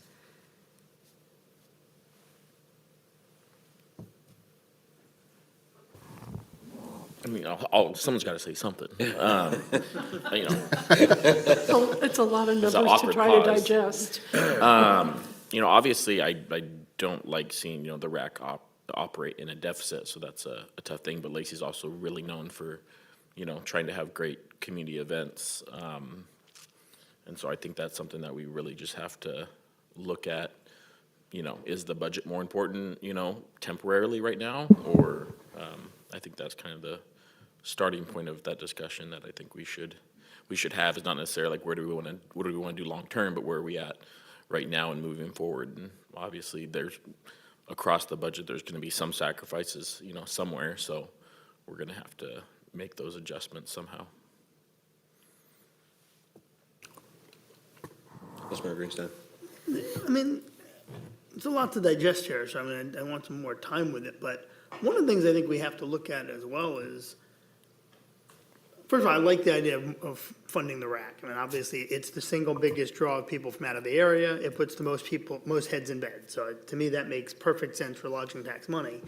But I think some of the other things that we're funding make a lot less sense. And, I think we need to look at the overall picture, not just putting more to the RAC, but are there things that we're funding that really shouldn't be getting lodging tax money, that they're not doing that work?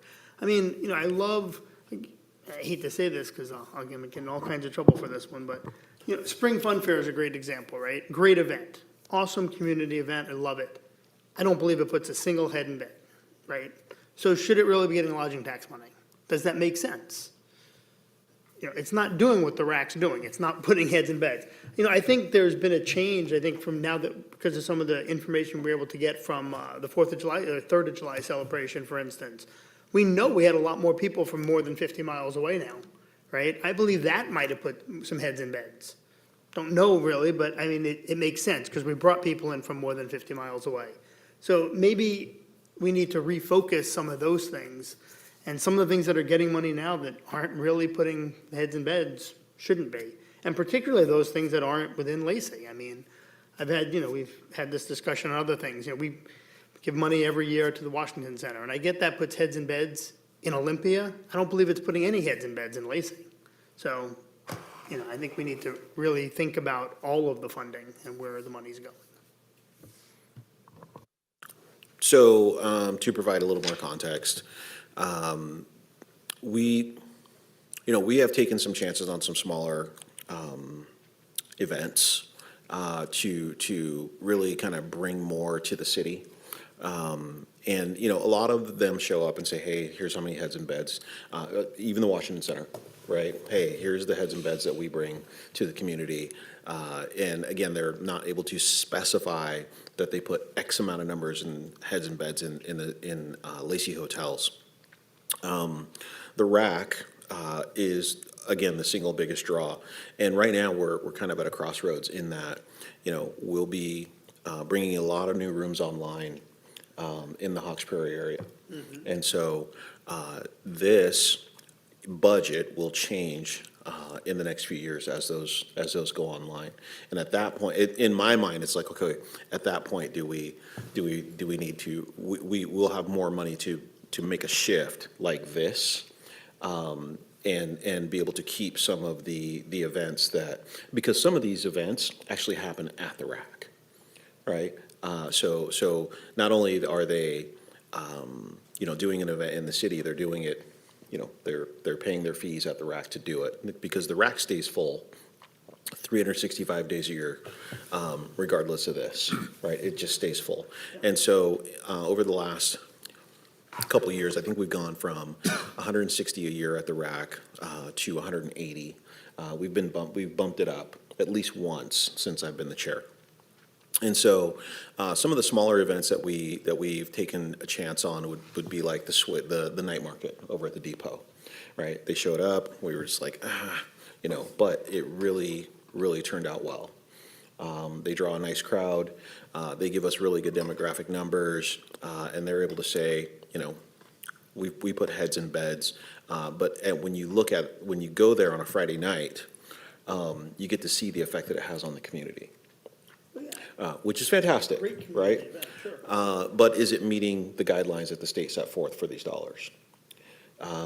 We receive that information, and that information says, yes, they're putting heads and beds in Lacey. In startup years, maybe it's a little tougher to put as many heads and beds as you would be on year 10. And I don't know how many years we've had the rack. I think it's been about 20.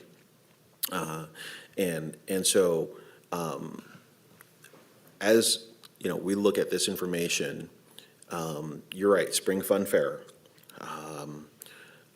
Lacey Cultural, right? How many heads and beds does Lacey Museum put, right?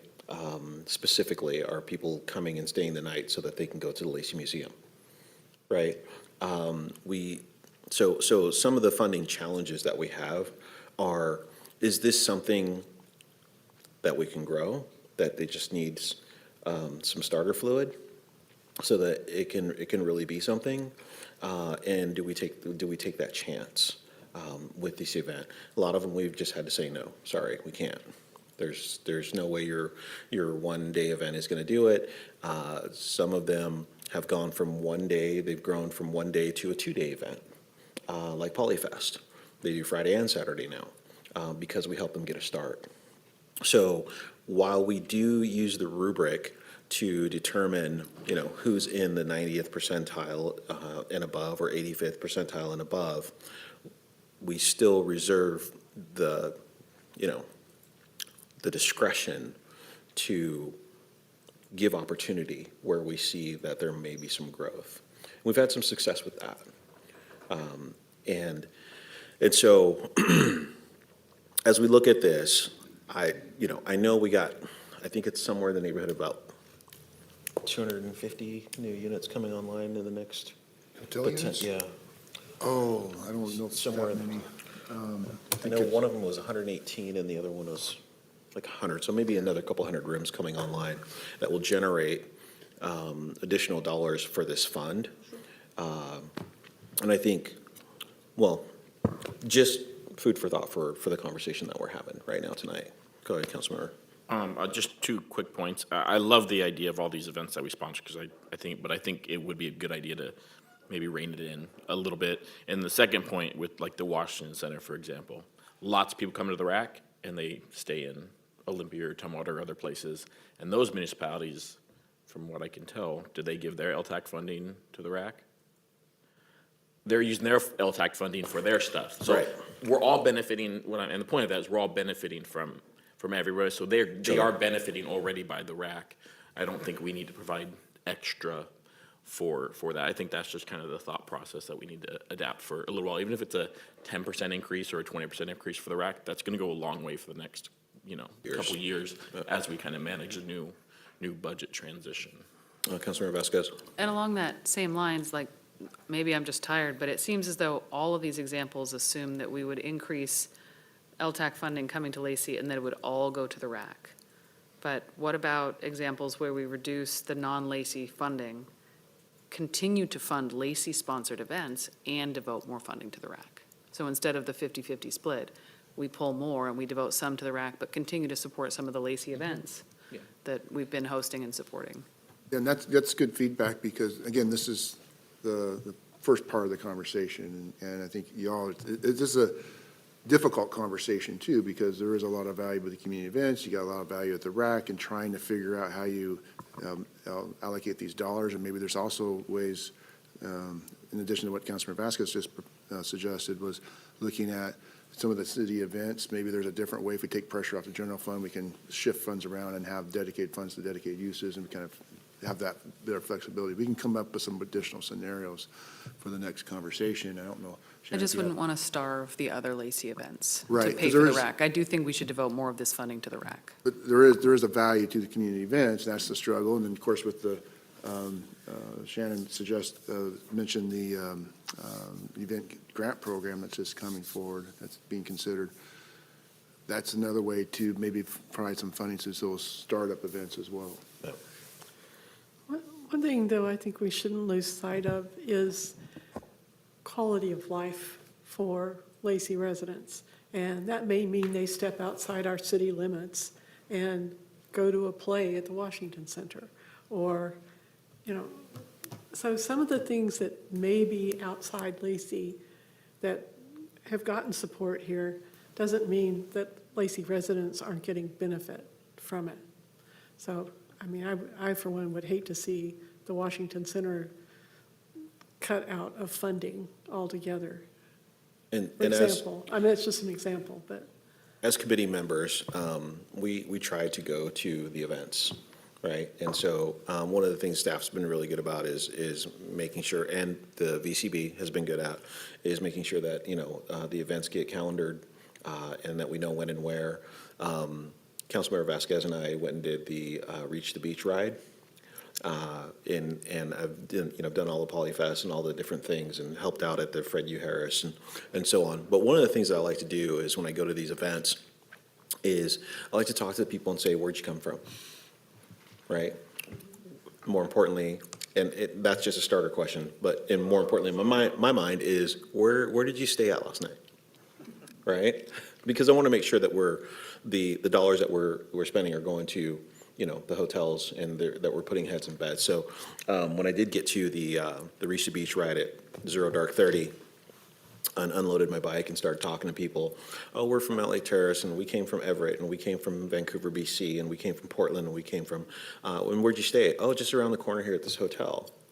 So it's just a kind of a QC measure for me to go out into the community and find out, hey, we're so glad that you're here, glad you came to this event. Where'd you stay at? How many nights are you staying? And so on. It's a little bit of fun for me, but it also kind of assures me that, some of the smaller events that we are doing are worth the dollars that we're spending to do it. Deputy Mayor, if I could, I think there was a couple of questions, so I just want to circle back and answer a few of them. I think to the question of the hotels, it's around, 360, but they're all in various stages, as we talked about at previous LTAC meetings, of coming online eventually or potentially. Is it 360? Yeah, 362-ish, yeah. Yeah. So, but they're all in various stages, obviously, of coming through the permitting process. I also, Councilmember Cox, I know you had brought up, the quality of life and making sure that that's, opportunities for community members. And I think that is obviously something that the city is always looking for reasons to enhance and improve. And that's one of the reasons why we had brought forward, the cultural and community grant program, recognizing that lodging tax, again, is statutorily really focused on bringing tourism and heads in beds from over 50 miles away. So having an outlet, to have a potential process for more community-oriented programming is one of the reasons why, we worked through that process and heard one of the recommendations from the Commission on Equity for inclusion in the 2026 budget. One thing I do want to highlight, and Sadie mentioned this is part of the process, and obviously there is a lot of information tonight, and we're happy to come back and provide, some more information in the future, is that right now we are currently going through the lodging tax recommendation cycle. We will be meeting with the committee on Thursday, and so I know, there's future conversations or topics to be had, but just recognizing that we are, coming to Thursday, if there's any sort of direction or just kind of comments that, hey, maybe we'll come back and we'll think about this in future cycle, certainly that we can provide the committee as we're moving forward.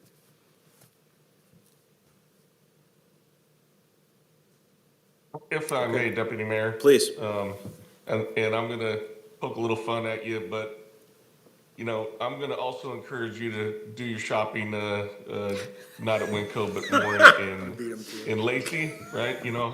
A little funny joke, ha, but that's where I differ from Councilmember Cox, is I think the first place we have to look when we're looking at lodging tax and revenue shortfalls is where we're spending our money. Our money should be focused in the city first, and if there's not enough to go around there, then the first cut should be organizations and stuff like that that are outside our jurisdiction. It's not popular, and yeah, it's it um, sucks is the only thing that can come to mind, and it's a bad word, but that's what it is. It's exactly what it is. But that's why we have to make hard decisions in hard times. We have to be responsible. Yep. So, as you can see that the LTAC does not have the biggest pool, but there is some dollars there. And so we will have to be considering, what to do with some of that money, if at all, maybe in, the next cycle. When I look at it, and I think about how many, potential rooms that we may have coming online, and I see that this budget is going to probably increase at least 30%, maybe upwards of 50 to 60%. And we'll have extra dollars to be able to make these kinds of decisions. As it is right now, I see these dollars,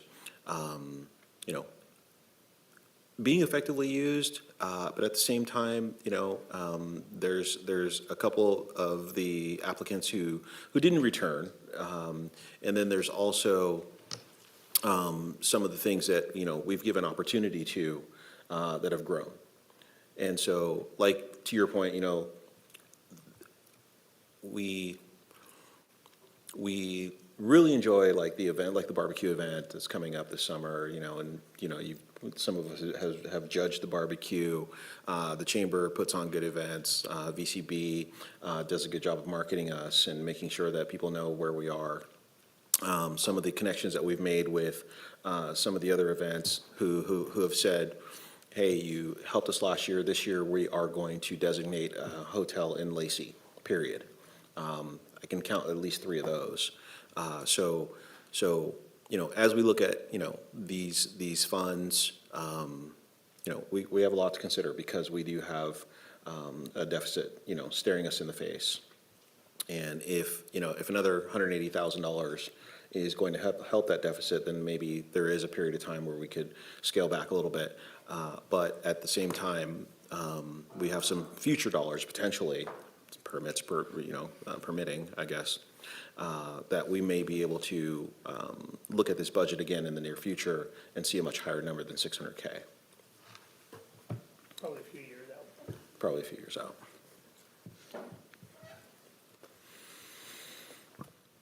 Okay, so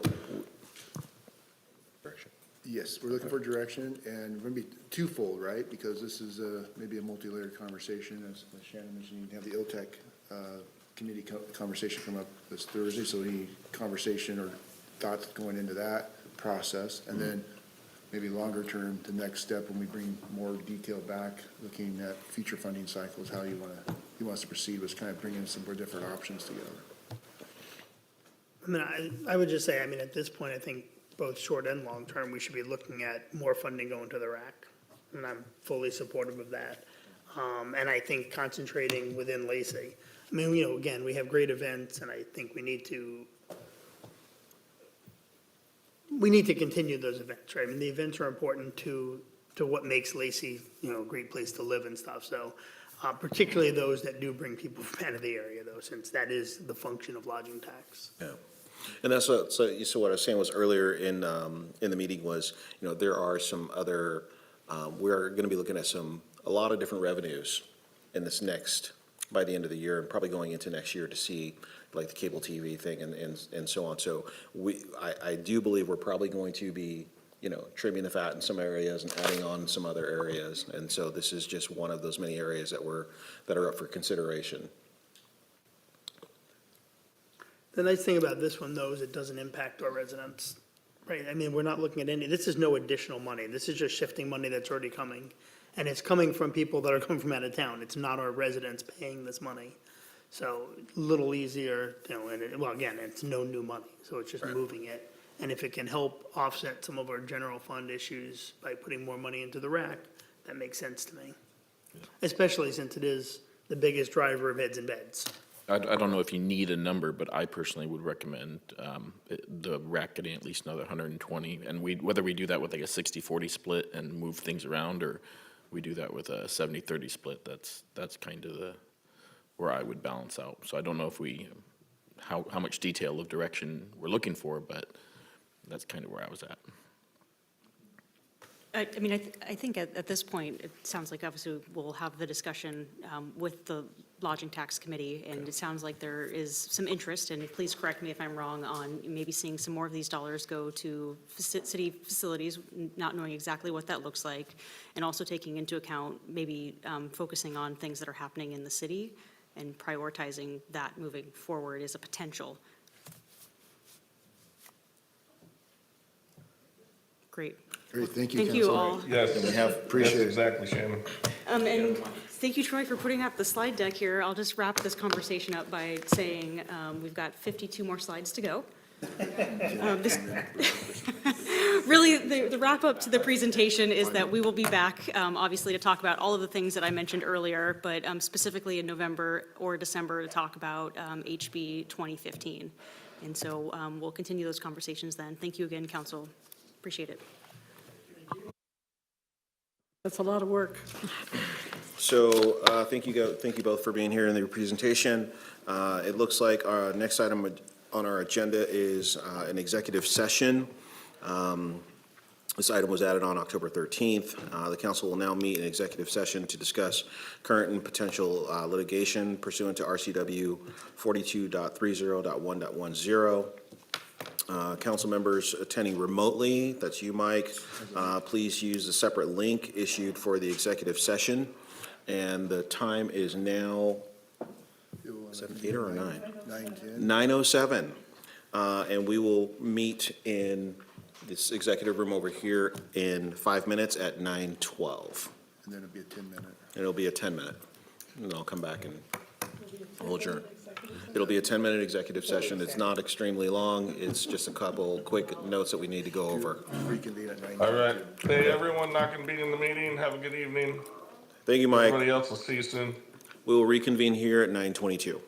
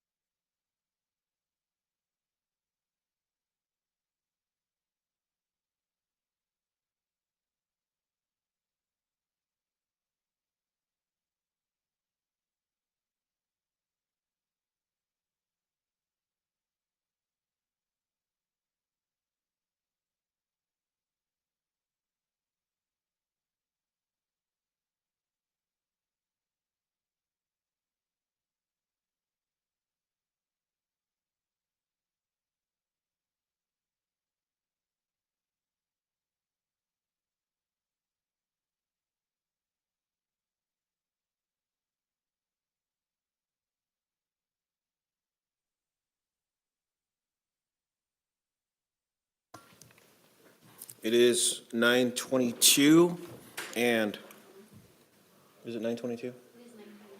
And we have reached the end of our agenda. We have adjourned executive session, and I will call this city council meeting adjourned. And as usual, you keep it classy, Lacey.